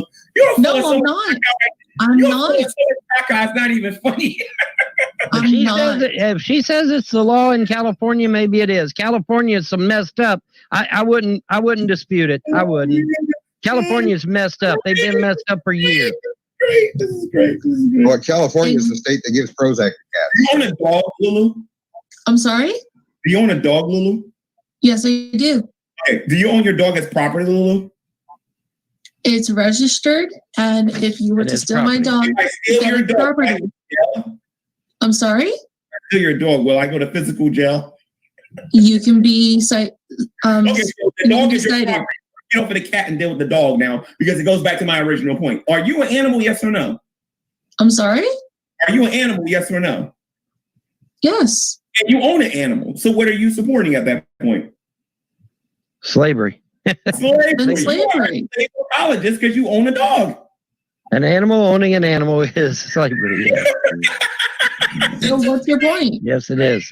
Yes, My it is. point is not Philip Hunty won't debate me because I can prove that there is nothing wrong with a human being owning another human being in of itself. That's why your boy Matt Philip Hunty is afraid of me. I'm telling you, he knows I know this stuff. I really failed to see what this person. But that's okay. What is he growing about now? I hope you're watching this, Erica, because this is your future. I don't know. Apparently, supports slavery. Oh man, this is great. And Wolf So King owns evolution the cat. is Wolf King supports slavery. Cornelius 8 owns an animal, so he supports slavery. Any atheist out there that supports a pet or support your local zoos or whatever supports slavery. So. Well, see, the zoo would be worse. A zoo would be worse than slavery. Because at least as a slave, you can get out and walk around. You can't even do that in a zoo. Because you're in a cage. Out of the zoos, you know, they're animals just like you. They have the right to walk around in the communities and eat people. They got to survive just like everybody else. A cat can eat a person? That's news to me. Well, technically, yes, cats can eat a person. Did you know that if you die? You've heard of a puma, but yes, cats can eat people. Pigs will actually eat humans. That's a fact. Yeah. That's not in dispute. That is a fact. Your dog and cat will eat you when you die. You piss a pig off, it's the end of the line for you, man. Okay, Donna Murphy has this question. Donna Murphy says, let me put this up here. What does her owning a pet have to do with a human being owning another human being? I don't get it. I get it because she claims to be an animal, and her pet is an animal. And if she owns another animal, it is the epitome of slavery. You understand what I'm saying? See, what you atheists like to do is I'm a human when it comes to slavery, but any other topic, I'm an animal. Get the heck out of here with that nonsense. Yeah, either one of them. Okay, well, specifically for the case of an animal, why are you not an animal? Okay, hold on. I think there's a problem, right? So, okay, G-Man, please. Like, here's the. I wonder if G-Man considers adoption slavery. Thing. So scientifically speaking, we've been over this, right? It's a classification. In Animalia, you know, humans are classified as animals because we are multicellular, we're able to move and such. I mean, remember, G-Man is someone who denies that he's a mammal, right? Like he has a fundamental misunderstanding what even the word mammal means. That's science, right? Like science isn't making a moral pronouncement on how human beings ought to treat one another. Like that's a totally different context. So I mean, I don't know like how this is a load of biological evolution. You're a slave. It's a misunderstanding that you have. You're an animal, and you don't believe animals should own other animals. Because when you talk to me as person to person, I say human being owning another human being in of itself. Ain't nothing wrong with that. Now, you're saying that an animal cannot own another animal in of itself. If that's true, then why do you have a pet? Okay, so like I said, there's specific context for humans being considered animals, all right? In the scientific context, we are classified as animals, right? That has nothing to do with slavery or owning pets or anything. That literally doesn't make any sense. Yeah, it does. I explained this an hour ago. In order for a human to kill another human, you must dehumanize them and make them into an animal. Then it becomes easier to kill them. This is straight out of Sun Tzu's Art of War, okay? If you don't know anything about military warfare, that's fine, I forgive you. But trust me, as somebody who was in the military, you have to dehumanize another human being in order to kill them. That is the truth. Okay, Sergeant Vaughn. Just to retort, right? I love how they're treating like all animals are one species, right? Like they're missing the point that humans are technically an animal, but we are our own species. As our lions are their own species, to black bears are their own species, to turtles are their own species. Turtles is a weird example to throw in that. It's just stuck to mammals, but you know what I'm saying, right? It's like either you're human or animal. Animal is them. Just saying. I mean, just to retort, right? So Vaughn, I don't know what dehumanizing has to do with anything, right? Like, if murder is just like an unlawful killing, that's literally it. Like, you don't have to declare, you're an animal, I'm gonna kill you, stab, okay? Like, I don't know where the hell you got that from. That's exactly what they do. That's exactly what. Have you ever studied, researched mental people? Have you ever researched G-Man, are you murderers? a vegetable or a mineral? Have you ever researched murderers? I'm made up of minerals. But have I'm you not ever researched a murder and why they kill? Of minerals, if you're asking me that, sir. No, if you do not qualify as either vegetable or mineral, then you are an animal. Okay, listen to me very carefully here, Carnivorous Ape. I am a makeup of vitamins and minerals. Are you aware of that? I'm aware that you think B17 is a vitamin. I believe that B17 is a cure for cancer, and you don't. And I bet you can't. B17 is a bomb in World War II. Carnivorous Ape, I will have an intellectual conversation with you about this if you can demonstrate you got a brain between those two ears. Because most of you atheists don't know what the heck y'all talking about when it comes to health. And you're talking the wrong way, especially when you support a fool that said that diet and exercise. And you know, I can't. When I do the pre-trial next week, I'm going to bring this up. Did you know that Dragnut said that that diet and exercise? I don't care what Dragnut said that diet and exercise will not prevent cancer. Yeah, if it's genetic, then yeah, you can't escape that. This is really interesting, this little section, because it's a perfect exposition of how someone like G-Man plays with semantics, right? When it suits him. Now, I'm not giving him credit that he's a mastermind that pre-plans this. It's just the way his brain functions, right? Because the argument as he presents it as a fact that diet and exercise for sure prevents cancer. Now, don't get me wrong, leading a healthy lifestyle is preventative against many diseases. And if you avoid certain things that may cause toxicity that would lead to cancer, sure, you're eliminating that possibility. Now, I don't want to speak for what Dragnot was saying, but I think the idea is you could still lead a very healthy lifestyle and contract cancer from some total other cause, right? There's some other causality that has nothing to do with the lifestyle you led. So diet and exercise helps prevent certain terminal chances of getting certain terminal illnesses. And more importantly, it helps you fight them if you get them, right?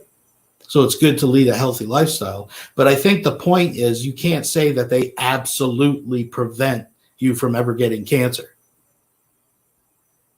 So, I mean, that's how I would see it. But he twists that. He twists that, right? Watch. That water is not considered a what do you call it? I'm sleepy here, whatever. But anyway, so Drag said, Go to bed. be quiet, Wolfie. Okay, anyway, so look, Drag said that diet exercise. Todd lonely ass to bed. Be quiet, you know what? Whatever. So Drag said that that diet and exercise will not prevent cancer. So if you want to talk about this Carnivorous Ape and you think you know more about the topic than I do about B17 and all that, let's have a chat about it. So let's talk about this now. Tell me all the treatments that you can have for cancer that you know for a fact that it's effective and has worked worldwide. What types of cancer you want to talk about? Any kind of cancer you want. No, there's various types. Okay, let's talk regular cancer. Regular cancer? Yeah, regular cancer. Just regular cancer, folks. What kind of cancer you want to talk about tonight? Let's go with regular cancer. What's regular cancer? What's regular cancer? See, it doesn't matter what kind of cancer you're going to pick. I see I can't say it. Carnivorous Ape is in the chat. I know you've dealt with G-Man many times. I've seen it happen, so you already know this. But for those that don't know G-Man, it wouldn't matter what type of cancer you pick anyways, because he's just going to go with the same limited set of talking points that he's remembered from some YouTube video he watched like 3 years ago. Regular cancer. Let's say you find a tumor in your leg. Let's say you get a tumor. No, he's wanting a specific thing, G-Man. How about lung cancer? Let's go there. We can go with leukemia if you want. I mean, I don't know about lung cancer. Okay, let's say you found a tumor in your leg and it turned out to be cancerous. What's the best treatment for it? Let's go with that cancer that they always have in the movies. You know, movie cancer. Of the tumor. Okay, why? Because if it's a contained tumor and they run a biopsy and find that it's cancerous, that means it's still in your leg. I'm a bit. So if you remove the tumor, that the tumor can actually return. What are the other options? Yeah, buddy. What are the other options you have? Yeah, it seems to me I remember Vonhelton kind of went through a stage there when he claimed he had cancer, lymphoma, or something like that. Lord Vader, you're right. I don't remember exactly. It was kind of a blip on the radar, but Radiation therapy, which is not always effective. Which will kill you more than the damn cancer will. Oh, if you got a tumor in your leg and you're getting radiation therapy, it is not going to be that bad, Vaughn. What else, Carnivia saying? What else can you do? I want to see how limited you are. What else? You said B17. Oh, how limited you are? Yeah. No, I heard vitamin C would actually help. That's what I heard. Vitamin C can help. Yeah, I want to talk about immunotherapy. So tell me something. How can you boost your immune system to get rid of cancer? Because cancer can't survive in a certain kind of environment. Like, what would you tell a person to do in order to get rid of the cancer naturally? Because one of the things that I am, my friend, is I'm a big advocate of alternative health versus the holistic medicine, right? And I agree. So if you want to get into this, I destroy Scientist Sam on this topic. I am totally with you on holistic medicine. Absolutely. The natural alternatives. Dude, I heard nutritional yeast is awesome on popcorn. Okay, I forgot that Lulu is high. Okay, I forgot about that. I'm sorry. So I'll let you all. Let me have a conversation with you about cancer, dude. Make sure I use the force to choke a groundhog. You bring it. All right, because B17 has been effective over. Here's the thing. The argument with B17 is that it contains cyanide, right? And that if you take enough of it, it will kill you. And that's why you shouldn't take, and the logic is because it has cyanide, and you take enough cyanide, and if you get enough of this in your system, it will kill you, right? That's the logic that a lot of atheists come in here arguing, well, you B17 is just not poisonous cyanide. Well, I can show you how radiation therapy is poison to your body. Yeah, chemotherapy. The atheists come in and argue against B17. So now I guess apparently, B17 is like an issue between atheists and Christians. It's a Christian thing now. He knows how he slipped that in there. It means people that disagree with me, right? People that call me out on my fucking conspiracy bullshit. That's actually what he means. I just thought that was kind of interesting. And yes, going through like therapy, chemotherapy is extremely invasive and dangerous and poisonous. That's why it's used in extreme situations when, your other option is basically die. Just saying. Worse than the cancer is. Therefore, you shouldn't be using it. It's a stupid argument. Okay, and then over there in Mexico, people are using B17 and they're getting cured from their cancer. There are a lot of testimonies out there, people saying it's a B17 and it killed their cancer. So where are people coming out saying that B17 is not a good way to treat cancer? You know what cancer actually does? I believe that it mutates cells. Can we answer his question? Can we answer his question? Cells. Duh. I love how Vaughn just keeps jumping in on people's feet like it's his turn to talk. Like in reality, right now, no one gives a fuck about Vonhelton's opinion. G-Man does not give a shit about Vonhelton's opinion right now. First off, but I like how G-Man started out. Well, I believe it's not. I believe what cancer does. Well, first off, there's no vitamin B17. It's I believe a laetrile or however you pronounce it. It's not approved by the FDA. So a lot of people who sell it. I'm trying to explain it. I'm trying to answer your question. I'm trying to answer the question you asked. Right. A lot of the users call it vitamin B17 because it's not approved by the FDA. Right. So, it's not. It's actually a discredited cancer drug. So I mean, if you want to use it, fine. It's not going to get rid of anything, any cancerous cells or anything like that. Why would that is? I'm going to really pop off of here. It's been totally discredited. You're sure about that? So here's the thing, ladies and gents. So here's the thing. What people said because the FDA is a vitamin, that means it's not a vitamin. Tell me something. The FDA only talks about things here in the United States. It doesn't have no jurisdiction, let's say China, Mexico, or anything like that. So if another country calls it a vitamin, who the heck are you to say that it's not a vitamin, especially in your subjective worldview? Jimmy, have you ever heard of the WHO? What's the WHO? Well, the World Health Organization. Scientifically speaking, there's no empirical evidence. I'm sorry. World Health Organization, G-Man. Okay, the World Health Organization. You should have just said that. I'm just going to call you. And who is typing on a typewriter? My God. That's this guy who's about to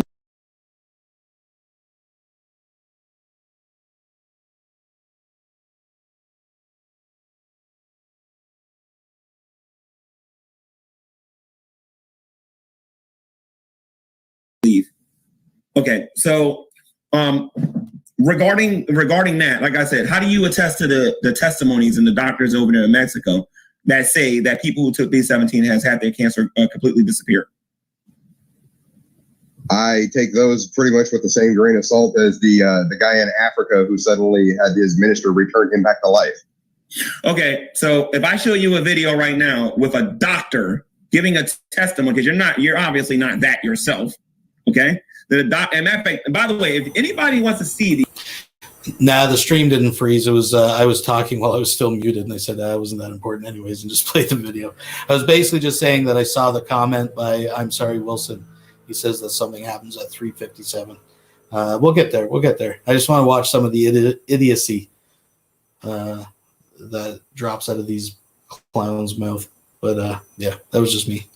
These videos are very much still on my YouTube channel, and I triggered the atheists pretty hard with those videos because a lot of them don't know what they're talking about. Like Carnivorous Ape. I'm sorry, you don't know what you're talking about with this. I mean, are there any? Okay. Do you know how cancer feeds?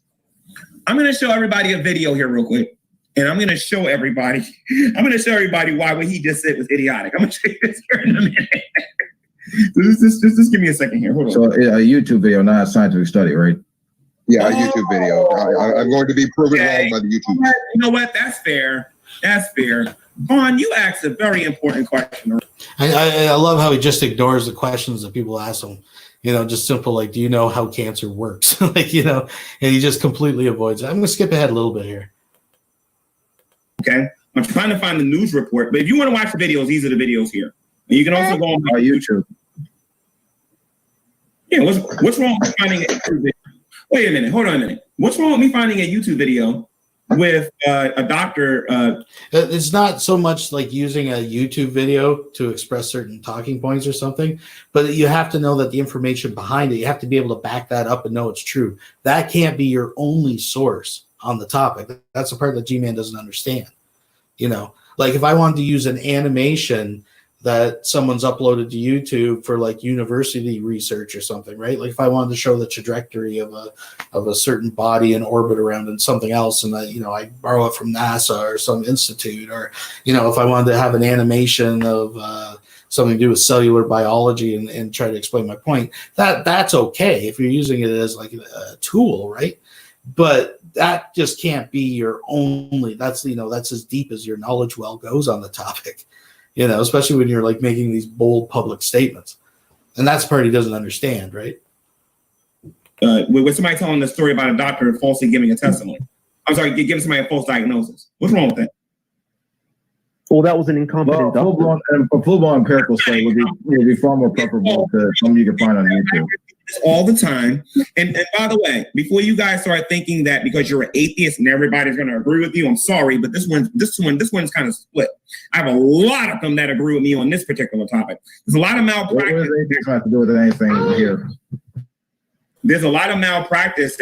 The irony is that like guys like G-Man that pull this shit all the time don't understand it's really about as easy just to Google a research paper that might support his position as it is to find YouTube videos. Now, mind you, there's going to be more junk YouTube that's easier, more accessible for him just to spam out bullshit because it's, if it's not legit, he's not going to find the papers, which is probably exactly why he doesn't bother.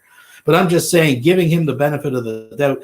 And if this is some kind of debated thing, I'm sure there's some kind of junk science paper that's been, horribly put together, but at least put the effort of just putting it into fucking a 5 second, how fast is it? I mean, what fraction of a second does it take to do a Google search? It's longer to type it than to actually search it, for Pete's sake. But no, in this little G-Man, that's why no one takes you seriously. Goes on out there where doctors are giving people false diagnosis and then they go and get chemotherapy and they never had cancer to begin with. All right. Now, you earlier, Carnivorous Ape, said that I don't think that happened. Taking your big argument about B17, sir, is that you believe that cyanide is poisonous and a person shouldn't take that as a form of getting rid of cancer. I don't want to speak for anybody, and of course, the gentleman is here in the chat. He can speak for himself, and he will speak for himself. G-Man's probably going to cut him off, But I mean, it's not even about that. Is it even? I mean, you can get into the debate about like whether it poisons you or not. It's the fact that the science already has shown that it is an ineffective cancer treatment. That's the end of the story. The rest of it doesn't even fucking matter. That's the point. But G-Man can't see the forest for the trees because of the perspective, folks. Cyanide poisoning, but you have no problem with a person getting radiation poisoning. How does that make any sense? Did I say I didn't have a problem with it? I missed most of what you said because I'm fairly certain you just tried to shove a ton of words into my mouth. Okay, so when I asked you earlier, what kind of methods should a person go about with treating the cancer? You said chemotherapy. Yeah, and I explained to you said surgery that can be used to treat cancer. Okay, so what's wrong with B17? I'm just curious. It doesn't work. It doesn't work. It's cyanide. Okay. Does the B17 kill the cancer cell, yes or no? No, it will kill you. Okay. Are there any testimonies out there where doctors have said that B17 has killed the cancer outside of the United States of America? Those doctors are lying. Mm-hmm. Okay. So are you a doctor, Lubis? Lubis, are you a doctor? No. How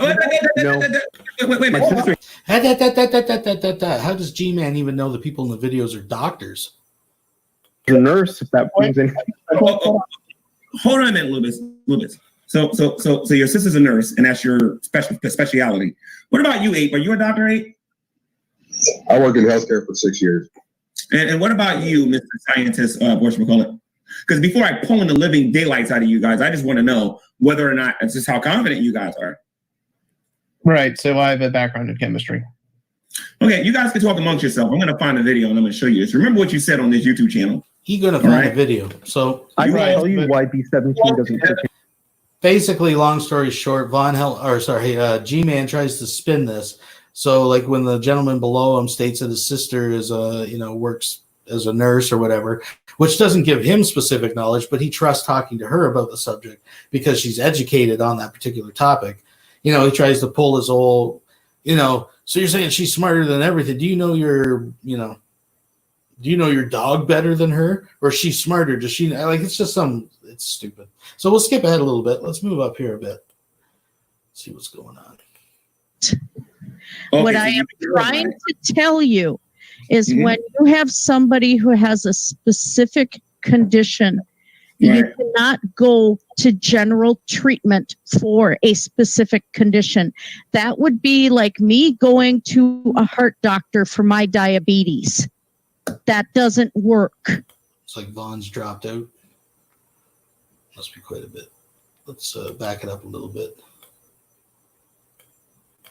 The FDA is an organism. Yeah, I think they got rid of Vaughn. Vaughn split. I'm going to jump up. We'll see what's going on. I thought we had didn't get to the part with the human zoos, but anyways. That you lose. Good, especially for runners. Yeah, for runners, chalk them up is good.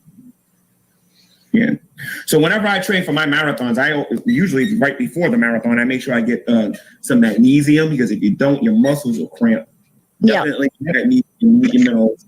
You need to take a multivitamin. You need some energy. Nobody wants to see that. So what's wrong with? I'm only 3 hours in. I swear Vonhelton was still in there. Anyways, let's go up to where Wilson was talking about. I think it was 357-ish. This apparently is the reason that G-Man took down the Hangout, according to Wilson.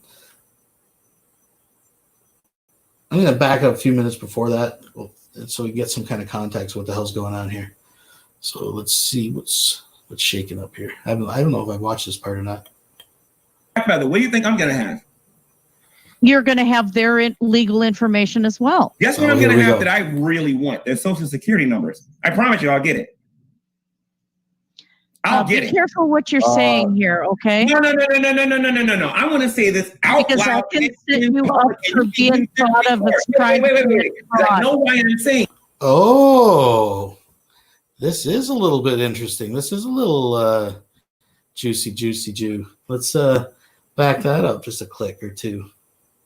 I'm a poet and you didn't even know it. Go back a little bit. I want to get context on this. He wants to get people's social security numbers. What? Are you kidding me? That's what you're going to hear me say on his YouTube channel one day. Watch. When I reorganize the G-Man number 2, you'll see. Watch. He'll pay. You'll see. That's the only plea bargain I'm willing to make. It's either that or about $500,000 or 5 years in prison. But he's going to pay me. He's going to pay me. That I promise you. Him, Nate, and the rest of those other clowns that they trying to use. Got to be able to have a lawyer that's going to handle it, go and decide that they want to do it. And they may not take it if they don't think they can win. They act like I don't have one. They're going to win. G-Man went to New York calling me out. I guarantee you I'm going to win. The lawyers are there to make money, and they're going to want to make money. Listen to me really not good. The most honest I'm not getting no public defender. Okay. And I will get a lawyer. I'm not worried about it. The problem with these YouTubers over here, they think they know me and they think they know my situation. They think that I'm living in a cardboard box and they can just come after me and whatnot. Don't work that way. I don't have a record and they do. I'm not worried about it. Trust me. I'm not worried about it one bit. A couple good points were brought up in the live chat here. One, I don't have a record. That almost sounds like, hey, I'm clean. It'll be my first offense. I'm just saying. I'm just throwing that out there. It's kind of like validating to himself. Hey, it'll be a first offense. I ain't got a record. they will You know what I'm saying? have your real address after a court case because that has to be record to all the plaintiffs and I guarantee you they won't get it. I guarantee you they won't get it. They will if you're in the courtroom with them because that is stuff that has to be brought out. What do you think I'm going to have, though? But what do you think I'm going to have? Been through a divorce. I know what. Wait a minute, Christina Blackfeather. What do you think I'm going to have? You're going to have their legal information as well. Guess what I'm going to have that I really want? Their social security numbers. What? Promise you, I'll get it. I'll get it. Be careful what you're saying here, okay? No. I want to say this out because loud. I can set you up for being thought of as trying to wait. I know why I'm saying this. Okay, I know why I'm saying. Say anymore, G-Man. I will not. Social security numbers. Do not say anymore. Whitefeather, hold on a minute. I'm gonna say what I'm gonna say on here, and I know what I'm doing, and you're gonna see why in a minute. Okay, all right. They can sit there and try to throw me in court and say, "Oh, we didn't know where he lives." First of all, you're not gonna find out where I live because I'm not gonna tell you or the courts where I live. Now, what I do have, and I want you to pay attention to me very clearly here, Christina Blackfeather, I have about 5 different mailing addresses. I'll just choose one of them. Nobody is going to know where I live. That's a promise. That's number 1. Number 2, and by the way. So what, he's admitting on like live stream that he's going to falsify court records and lie about where he lives so no one can get his real information, including the courts? Christina Blackfeather, why do you think they won't have my own? Take an educated guess. Why do you think that they won't know where I live? Take a guess. Veckles the hell out of there. Look at that in the chat. Bye, guys. See ya. Wouldn't want to be ya. They will because it has to be brought before the court. Both lawyers and the plaintiffs on both sides have to have that under evidence. That is not what I asked you. I said, give me an educated reason on why they will not know where I live. Because you wouldn't be in court. Well, that's one. And what's the other one? That would be the reason. If you go to court, you're going to have that information. I can say I live in California somewhere. Here's the problem.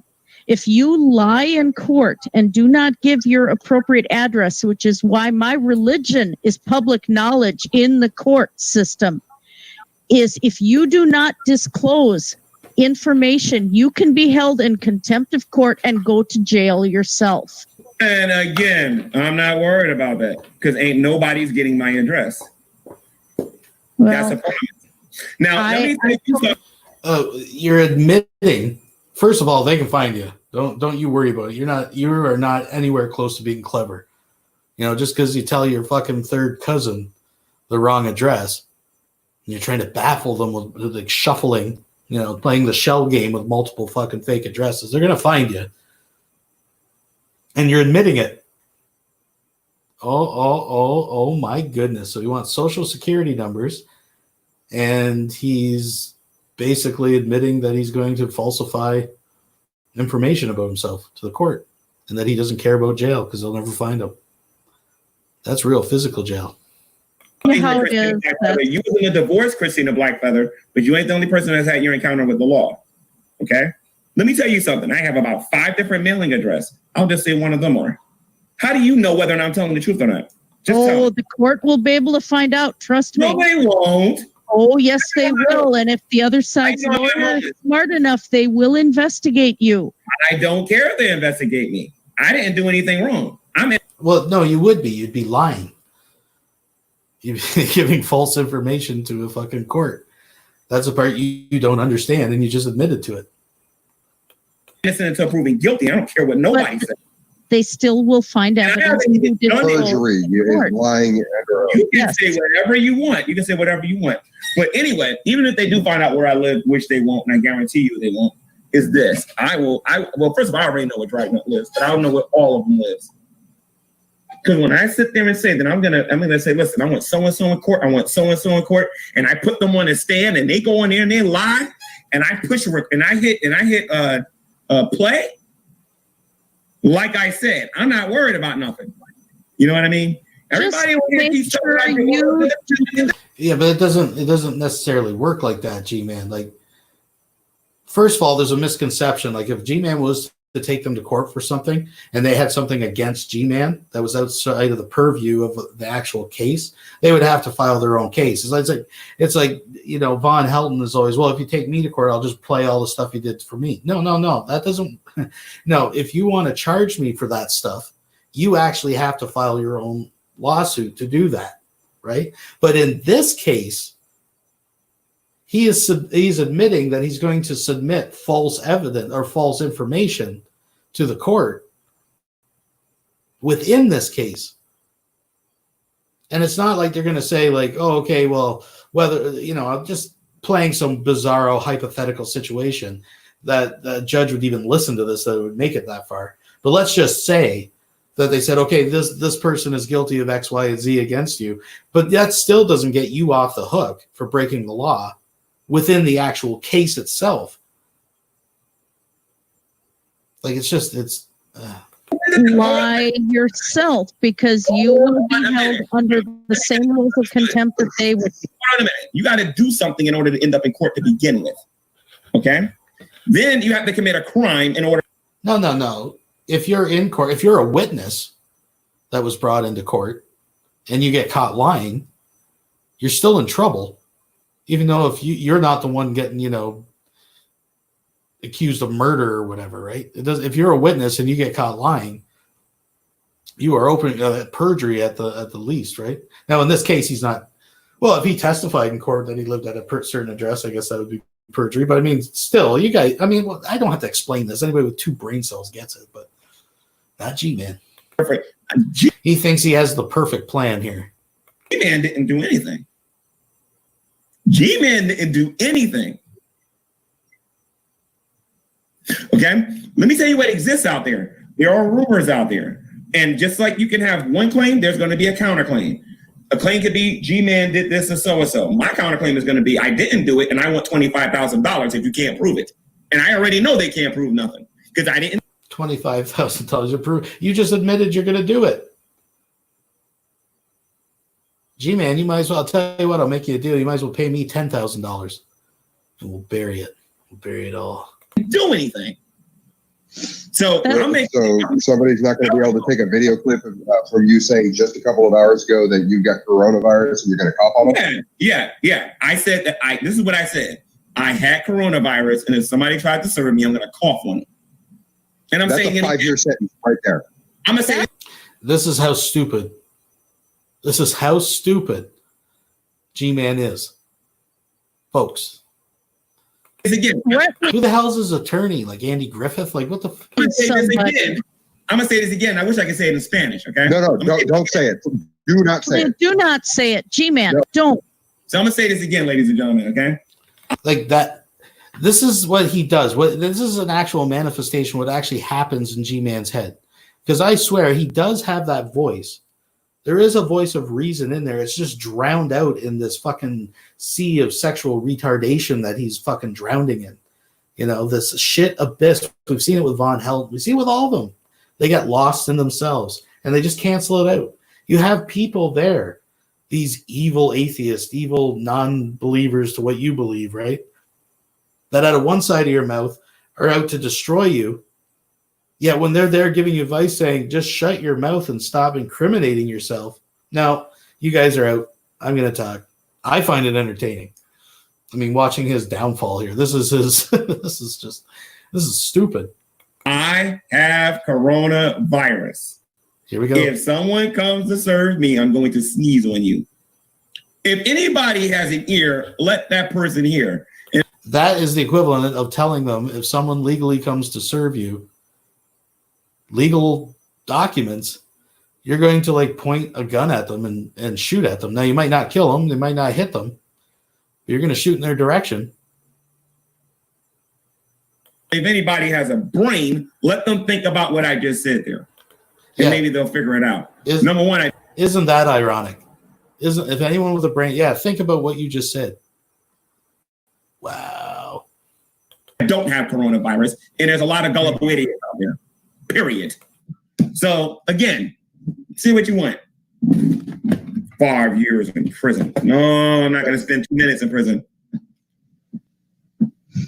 And mind you, I actually got a cough on somebody too, by the way.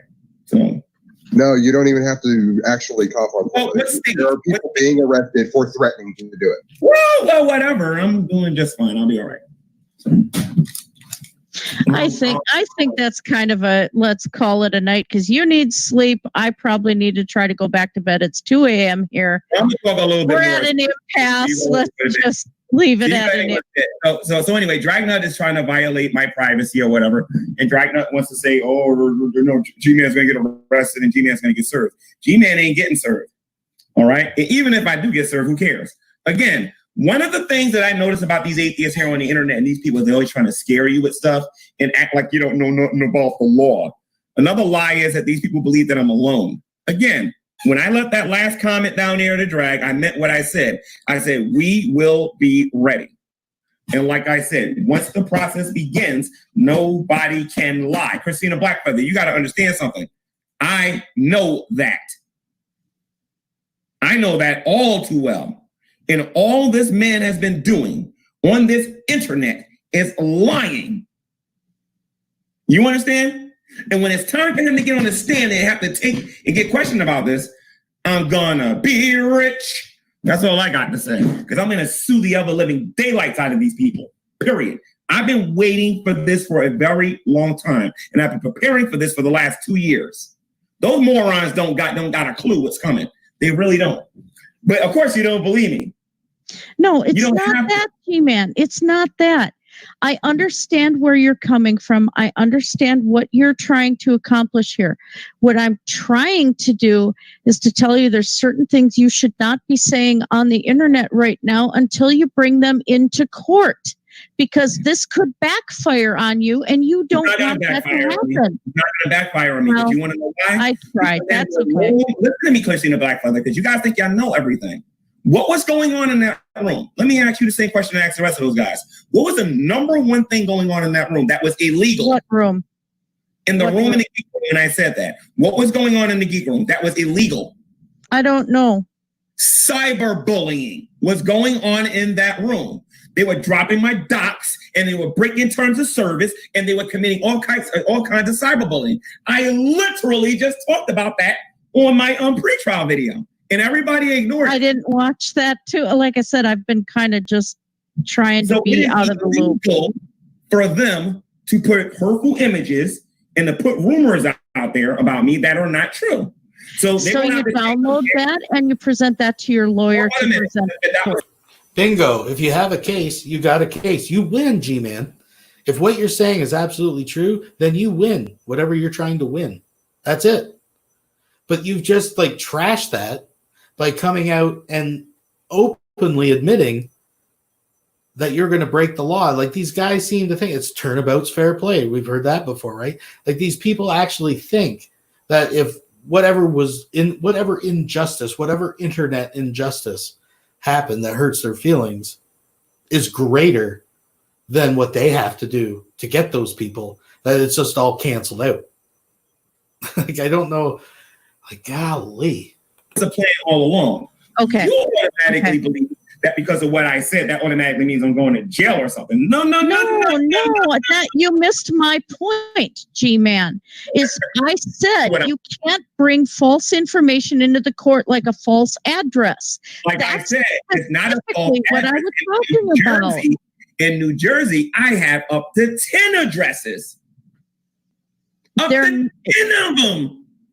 And the thing is if you don't give your real address in the courtroom, I have 10 different addresses. That's going to hit you badly if you don't give them your real address. Disclosure requires factual disclosure, or you can get in trouble, or your case can get thrown out. Christina Blackfeather, listen to me. I've been in court before. So have I. Christina Blackfeather, I've been to court before. Okay, you can use a mailing address. I live in the state of New Jersey. I know what I'm doing. These knuckleheads don't. Okay. All right, really. well, so again, as long as you know what you're doing, I'm just saying be careful, okay? They'll get a phone number to contact me, but they're not going to get my number. And I'm saying this publicly because when I get in front of a judge, I'm going to explain and define what I mean by this, okay? And then number two, I'll give you an address, but it doesn't mean that's my main address. Because I can just simply say I'm homeless. So, and since he says I live in a cardboard box anyway, I'm definitely thinking about running with that one anyway. So I can just say that. All I'm saying is just be careful, okay? That's all I'm saying. I'm giving that stalker my address. It ain't going to happen. Not going to happen. I'm too good for that one, honey. And I'm way too smart for that one. Not going to happen. Took some really good precautions on that. Okay. And on top of that, let me ask you a question. Yes. Is it legal for him once he finds out my information to put it on YouTube? According to terms of service, no, it isn't. But you've docked. But wait a minute. I just showed you on Skype where he just said he's going to put my personal information on everybody. I just showed you that. That was his whole plan all along. Do you honestly believe I don't know my legal system well enough to go, listen, this is the reason why they want my information and you're not getting it? When did you Skype me that? When did you Skype me that? Skype what? You said you just showed me on Skype. Where did you show? I did a screen share. I did a screen share and I showed everybody. Then I didn't get it because the last time I got a message from you was July 29th, 2019. I just did a screen share on YouTube. Oh, okay. All right. You had me confused there for a minute. Sorry. Right now, it's already admitted what his plans are. That's why I'm not worried about it. See, the problem with the atheist community is, and I'm sorry, and I'm not saying you're part of it. No, I'm not. I'm not atheist. Know everything. Some of us are street smart and are survivors. Yeah, Burnt Toast pointed out just an example of this, like, just Looney Tunes circular logic that G-Man is going with. So he wants to, one of the claims that he wants to take drag to court over is telling people that he's homeless and lives in a cardboard box, but he's going to tell the court to avoid giving his real address that he's homeless and lives in a cardboard box. And I know what I'm doing. I can say this in public because, quite frankly, when I show up in court, I'm going to say, Your Honor, can I approach the bench? And that's going to be the end of the conversation after that. I know about pleading the fifth, and I know my rights. So I know full well what I'm planning on doing. So, again. Now, he would be the one initiating the case, right? He would be the plaintiff. So as a plaintiff, okay, G-Man, present your case. I plead the fifth. I know my rights. What? Like, who goes in as the plaintiff this hostile to the court system where you're going to plead the fifth, not say anything, and not give them your real address, but expect them just like, okay, we'll take it from here and we'll get rid of all the people that's hurt your feelings on the internet. Yeah, that's exactly how it works. He ain't getting nothing out of me. Okay, as long as, you know. Maybe he can take his disposable camera in from 1998 and show him all the screenshots he took. I'm going to home a research lab. Through, you know, drag, stalking me, threatening me, and doing all this. Listen to me. If I end up in court, first of all, I don't even know what the heck I'll end up in court for to begin with. But if I end up in court with him. He is going to be owing me a lot of money. And if it's Nate, since Nate, what would Nate say he makes? Like $150,000 a year? Half of that's mine. Isn't Nate the one that was a district attorney or something? Yeah. Okay. All right. Yeah, keep in mind, one of the guys that he's quote unquote going after is an actual legit attorney, right? Just saying. So, his big plan is to get his lawyer to take me to court because I went to New York. See, he doesn't care if I win or lose. They just want to get me served so they can put it on their rumor research lab. That's their whole goal. I said, if you really want that, I can go do something on purpose tomorrow, like jaywalk or something like that, and give you the video footage if you want. Because they act like I care. When they violate my privacy the way they've been doing on here, like I said, when I walk to the bench, ain't nobody get my information. I promise you that. And if they do, and if I even see an email come to me and he's the only one that knows, he's going to go to jail and he's going to get in a lot of trouble. I am going to make sure of that. I'm not playing with nobody on the internet no more. Okay? I learned a lot. Don't give him any more fuel for the fire. I mean, like I said, he's using you for entertainment. And, there are people that's what they do. And Dragnot has admitted outright he likes the entertainment value of it. And if you want to have some, remember what you're saying right now. Remember what you're saying right now. Remember what you're saying. You need to do. The fact that he's a cyberbully, and that is illegal, Christina. Then you take it into court. You don't take it on YouTube anymore. Hold on a minute. He's Let taking him me to court. bury himself if that's what he's going to do. Wait a minute. Wait a minute. He's taking me to court. Then that's where you fight the battle. Listen to me. I got a counterclaim. My counterclaim is that this man is stalking me and cyberbullying me. He can take me to court and say I murdered somebody. My counterclaim is going to be that this man is cyberbullying me and stalking me. And I'm going to win. Because you know how many people are prepared to show up in court and testify on my behalf? I'm not worried about drag. Trust me on that. Then you take it to the court of law. You don't take it to the court of YouTube. That's what I'm trying to say here. So here's the thing now. If he's serious, and I think he is, like I said, I'm very close to having a very fat bank account. I'm not worried about it because I'm going to sue him for I don't want his woman and his kid, but I pretty much going to sue him for everything else. So he can keep his woman and his kid. Maybe he can keep his kid. I don't know, but I'm going after everything else. So that's a promise. He can keep his woman and his kid. But I'm going after anything else. I don't know. Maybe he can keep his kid. Like what?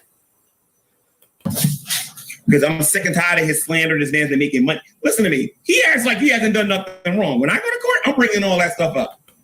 That guy's dumber than a different area of law that we're still kind of dealing with is this growing pains of how to deal with social media and law, because there's kids coming out that are suing their parents for having everything on YouTube that kid's entire life. Like there's one YouTuber that showed her autistic son on the toilet and he was a low functioning autistic. And I mean, we have Shani. Anybody? Shani? So much new legal grounds that we... Remember G-Man, the one that called you the N-word and put you on the street? Talk shit about you all the time? Yeah. Haven't experienced before that I think more and more cases like these are going to be showing up, honestly. No, I definitely think that. And I believe, honestly and truthfully, with all the resources that Shani and Rev has, Rev and Shani should have been took this fool to court and got him for cyberbullying because it's what he's doing. And it's not just him. It's all these other guys on here that is guilty of violating people's privacy and talking about them where it has nothing to do with these people whatsoever. That's why you have no idea how happy I am. People think I'm sad, depressed, crying. I am excited at the idea that I might finally get one of these people in the courtroom. I've been trying to do this for a while. But when people don't want to tell you where they live, and people don't want to tell you what part of the world that they're in, people don't want to do that and whatnot, they're doing the work for me. They're stupid. I don't consider these people to be intelligent at all. You're going to cyberbully me and think you're going to take me to court? Let's do this. I ain't got no problem with that. Between you two. I mean, it is too bad.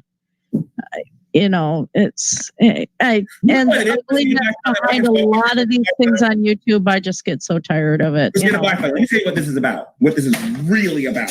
Dragnut has been triggered for 3 years about Jade. That's what all of this is about. For 3 straight years, this bald-headed Neanderthal has been triggered about Jade. He blames me for it, and they're trying to get me locked up for something that I had nothing to do with.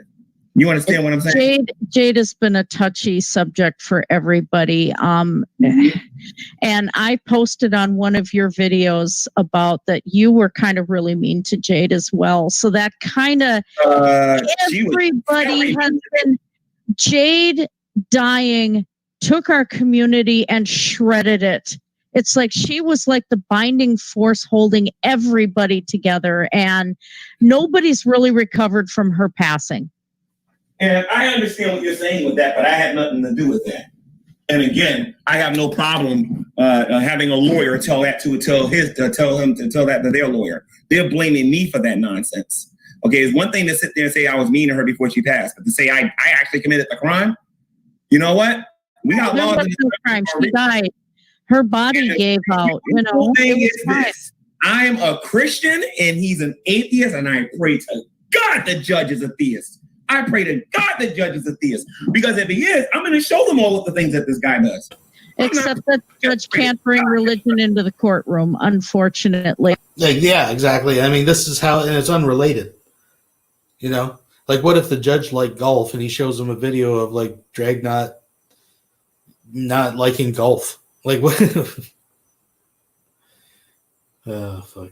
Unless it is a trial specifically about a religious case. I have freedom of religion, and I'm definitely. Yeah, you do, but it is a secular courtroom. They cannot judge based on religion in the courtroom.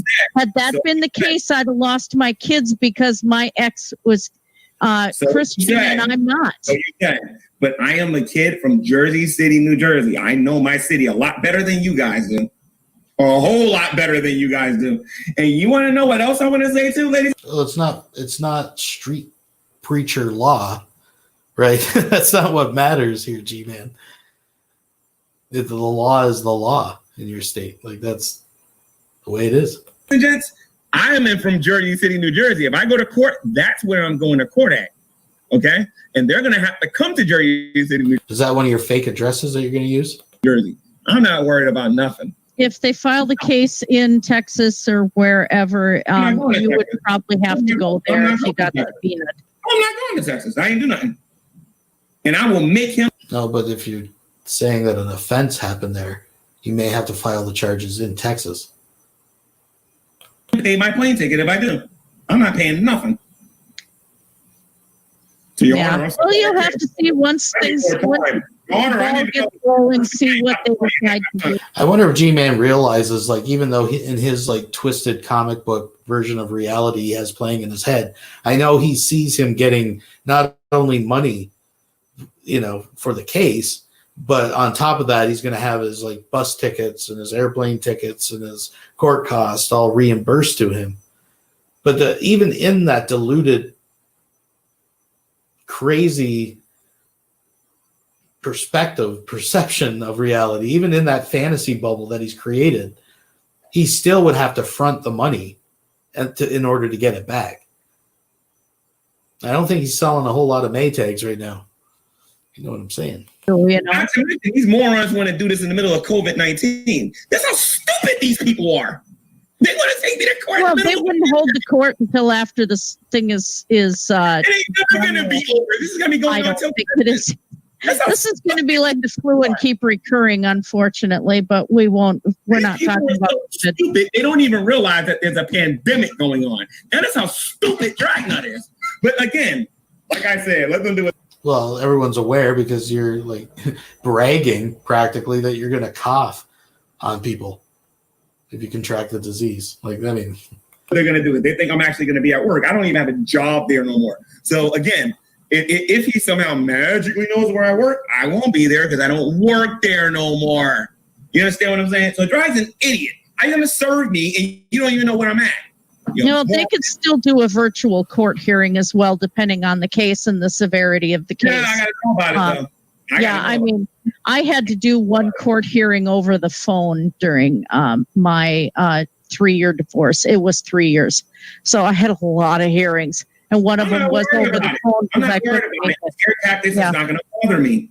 Scare tactics. Let me tell you one thing I noticed about atheists. Whenever they get in trouble, they want to remind me, well, this is what the law says, what the law says. You know what I mean? But whenever I want to get on them, oh, you're never going to win. You're never going to. No. No, it's basically the same argument. You don't understand the law.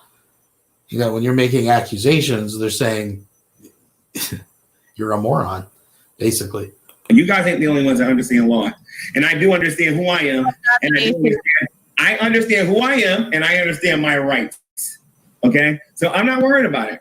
And not only atheists are like that, I have some atheist friends that I trust implicitly, and they're like me, though. They've kind of left the YouTube scene and they don't care. They're like, that's it, I'm out of here. I'm noping on out of here.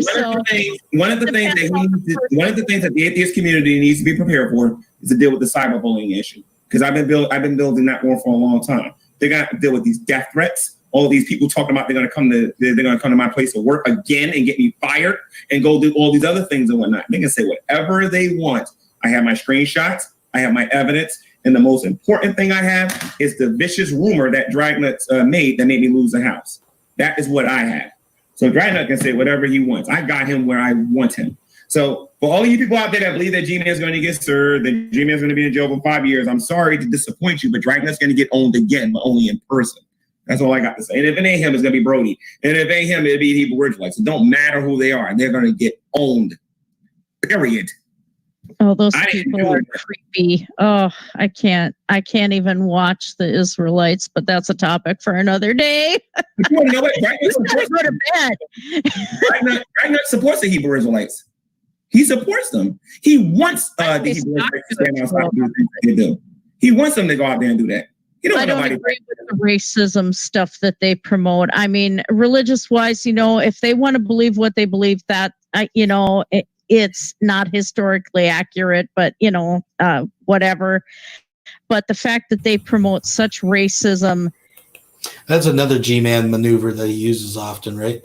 Like, if you point out the fact that it's hypocritical for him to call out people for criticizing other YouTubers' videos, while he himself is making videos criticizing other YouTube users. You then, by default, if you point that out, you by default are supporting the people he's criticizing, which happen to be the black Hebrew Israelites, which, I mean, again, I don't want to speak for Dragnet, but I'm not aware of him actually openly supporting them. I think he's just brought up that fact. But that's interesting as well. I just find that completely disgusting. I can't listen to them very long. Yeah. Again, another topic. Not to mention, this might sound like something of a threat, by the way. I do want to say this, though, okay? Regardless of what I might go to court for, whatever he has to say, please understand that there are two things that I am still really ticked off about. One of them is the cyberbullying, and I'm not that crazy about the death threats that I've been getting. Okay? You try to remember that, you atheists. Okay? And you might go, Dreamer, I got no death threats. Keep telling yourself that. I don't know about any crazy sock accounts giving him death threats or trying to rattle his cage, but I know that G-Man has openly threatened violence. Was it not just the pre-trial or a hangout or a live stream or something just before this that he was telling Dragnets that he was going to catch his hands, that he was going to show up on his front door? I didn't know you had any. I'm really sorry. I've been through that myself, so. Yeah. I'm not worried about these people, especially Drag. Drag has a whole channel that shows he's nothing but a harasser. So I'm not worried about him. And I'm really sorry about that. That's not fun to go through. So, like I said, they affected my real life. And it's like, here I had my then 15-year-old son, and, because he's going to be 21. So he's not living at home anymore. But I know that one outright, and that's not fair to anybody. And who knows, your case might be breaking legal ground because again, this whole thing with YouTube and all this is still fairly new territory. So it'll be interesting to see where it goes. From 2016 to today, I think they made some laws that say that you can get locked up for this cyberbullying. And Dragnet has been doing, and he's not trying to stop. He believes he's untouchable. You know what I mean? He believes that nobody's gonna flag him. He can say and just do whatever he wants. His time has come. He thinks my time has come, but it hasn't. His time has come. And I believe also that they're getting a lot of their advice from Nate Brody. Okay, I am 100%. Well, he was a district attorney, so he would be the advice guy. You know, I mean, he's got some experience there. That's like saying, Christine, do you know about this health issue? You know, I mean, Did you know that he broke the law of the rule of confidentiality? Did you know he did that? Like I said, I've been out of the loop. And I got legal advice from him, and then he went and told the atheist community. And he thinks that's not going to get brought up. Like I said, I'm going to have these guys for dinner when the time comes. That's all I got to say. So when I tell you something in private and I'm getting legal advice and then you're telling my enemies about what I told you, you ain't going to be able to practice law no more. I'm going after their throats. I'm not playing with these people. Somebody's going to definitively win and somebody's going to definitively lose. And I'm not going to lose. And not to mention this lawyer, my lawyer ain't going to cost me a cent. And no, it's not a public attorney, a public defender. I'm gonna get me a real lawyer. Yeah, it sounds like you're getting exactly what you pay for with the advice you've obviously been getting. My goodness. And I'm going to make a public example out of these people. Mark my words. Because, Dreamer's alone and he can't afford nobody. These people in for the shock of their life. That's all I know. And I'm going to make them spend every cent in their pocket to fight me too. Mark my words.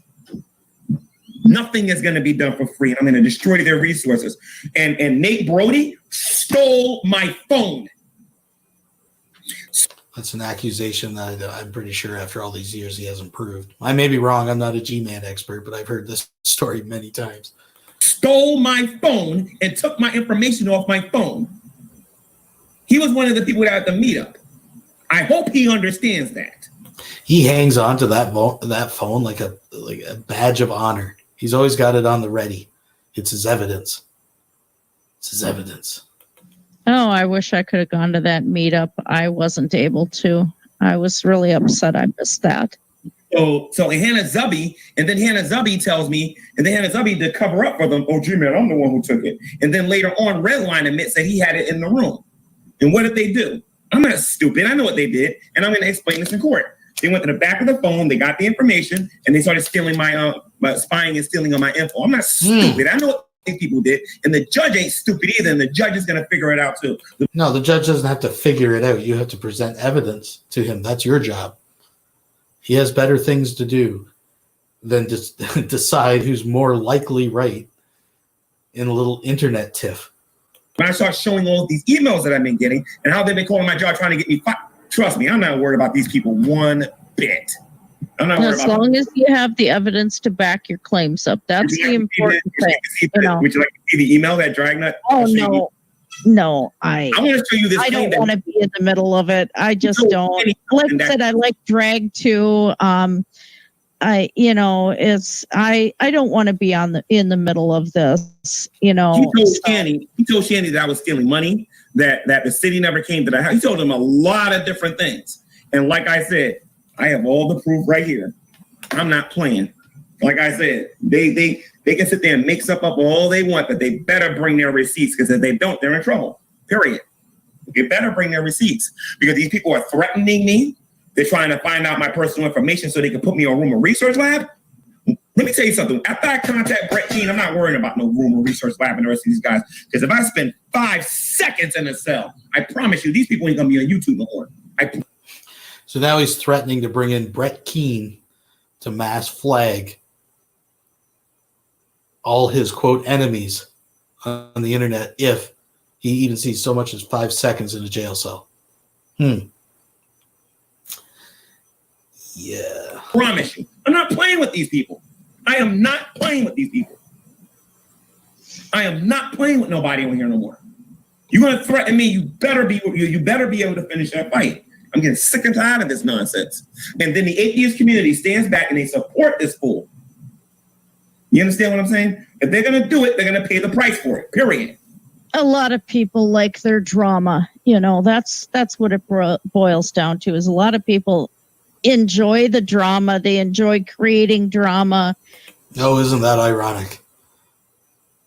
In a conversation with G-Man, you have to point out that people like drama. Oh, goodness. You know, and like I said, we're going to see where all of this goes, even in 10, 20 years. See how the territory is with. I'm already preparing to leave you. I'm already preparing to take all of my audience who do my G podcast to another to another platform. I'm sick of drag. You understand? I'll do my YouTube stuff as far as might be the wise decision, honestly. That might be a good decision for you. But here's the thing. I'm not leaving YouTube. I'm just not going to be dealing with atheists no more. And they will see what I mean by that soon enough. Because these people are mentally deranged. There is something mentally wrong with these people. The quote-unquote atheists on YouTube are renting space in your head. Actually, I take that back. They're getting it for free. Like you are obsessed.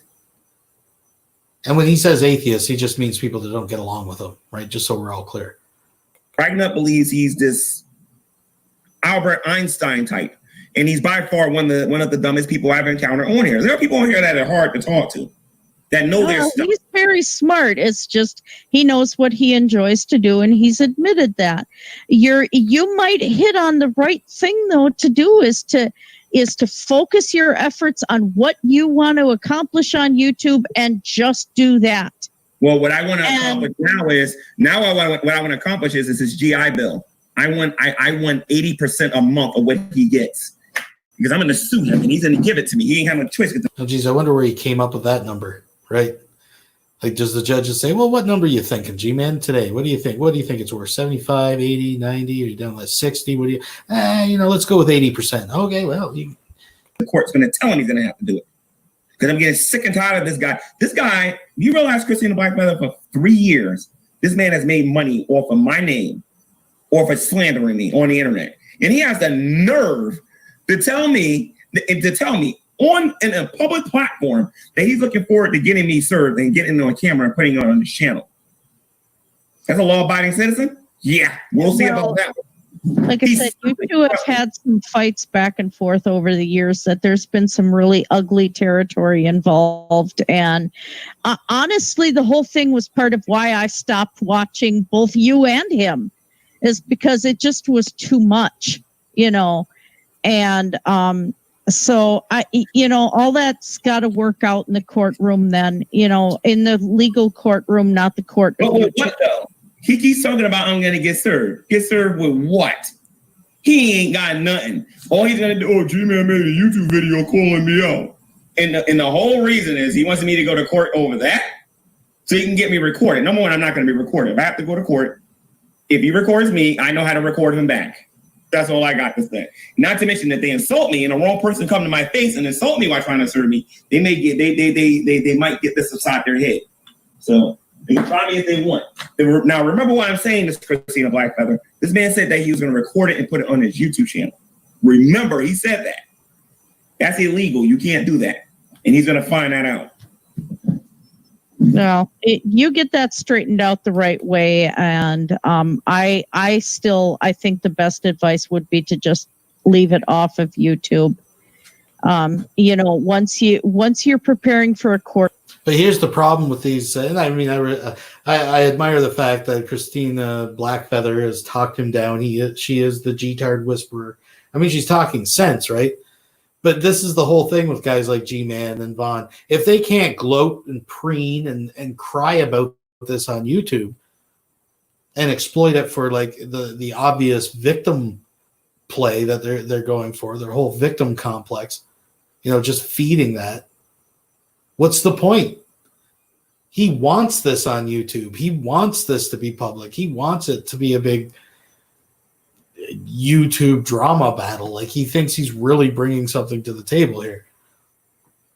Like, I'm sure she realizes that, and she's just, saying what has to be said, to anybody that, can observe the obvious. But anyways, proceeding. They don't want a lot of that stuff public anyway until it's released through the court documents.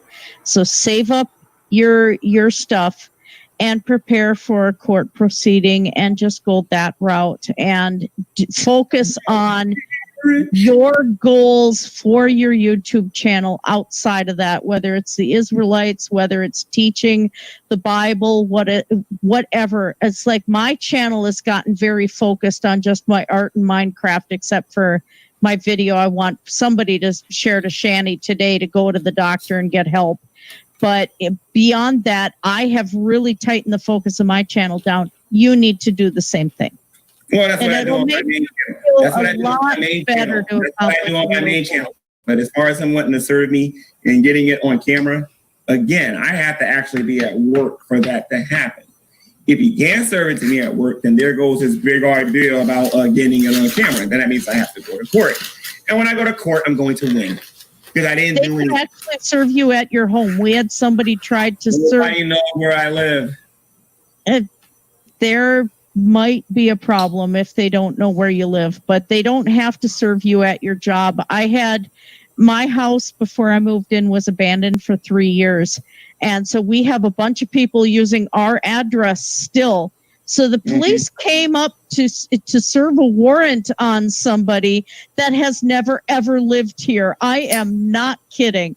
And my husband was home and he's like, why are the cops knocking on the door? And it's like, well, we get this person's mail and the post office won't even take the mail back. So, they can serve you at a house. It doesn't have to be a place of work. Yeah, look at Blue here. Let me put this here. This is what Blue says. Ow. You can't dictate the court, G-Man. You play by the gotta play by the court's rules. So here's the thing, ladies and gentlemen. These atheists live in a fantasy world. Blue, number one, I have to do something in order to go to court. I didn't do anything, Blue. Well, she's talking about if you're in the court, let the court dictate how the proceedings are going to go. She's right.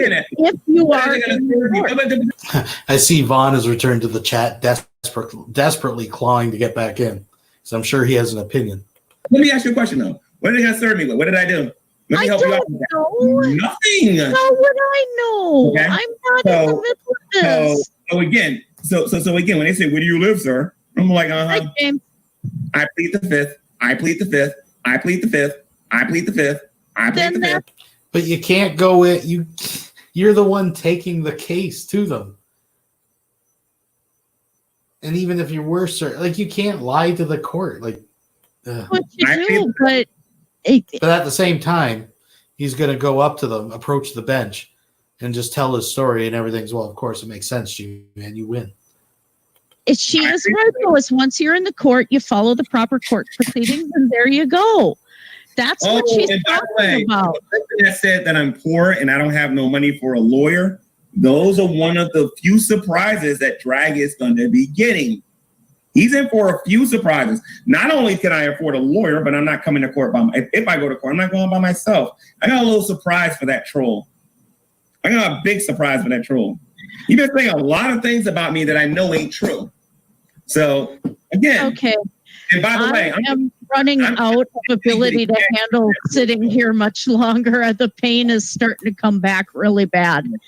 Yeah, I can imagine it's a pain to sit there. Hey, baby Jane, what's up?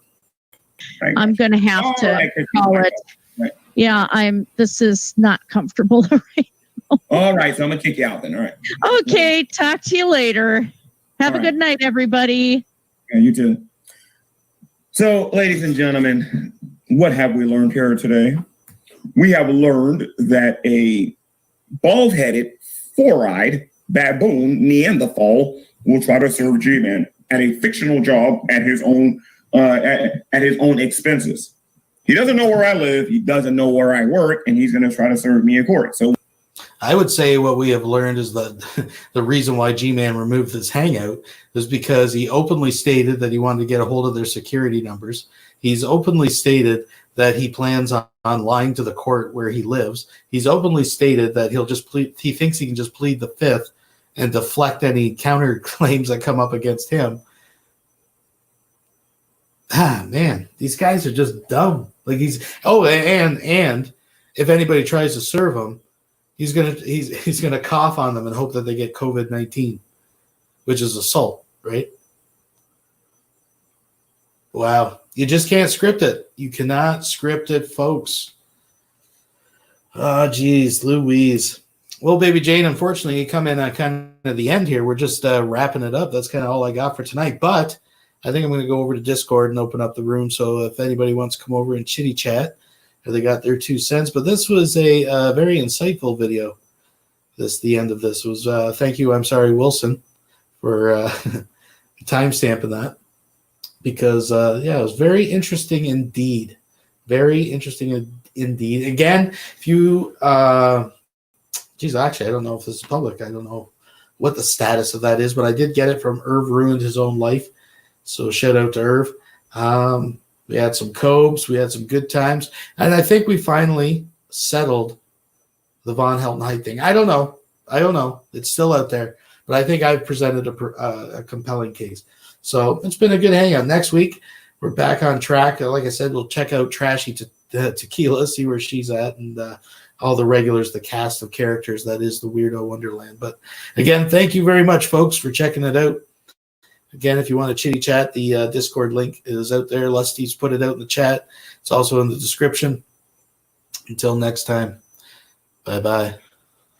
Bye-bye. Bye-bye.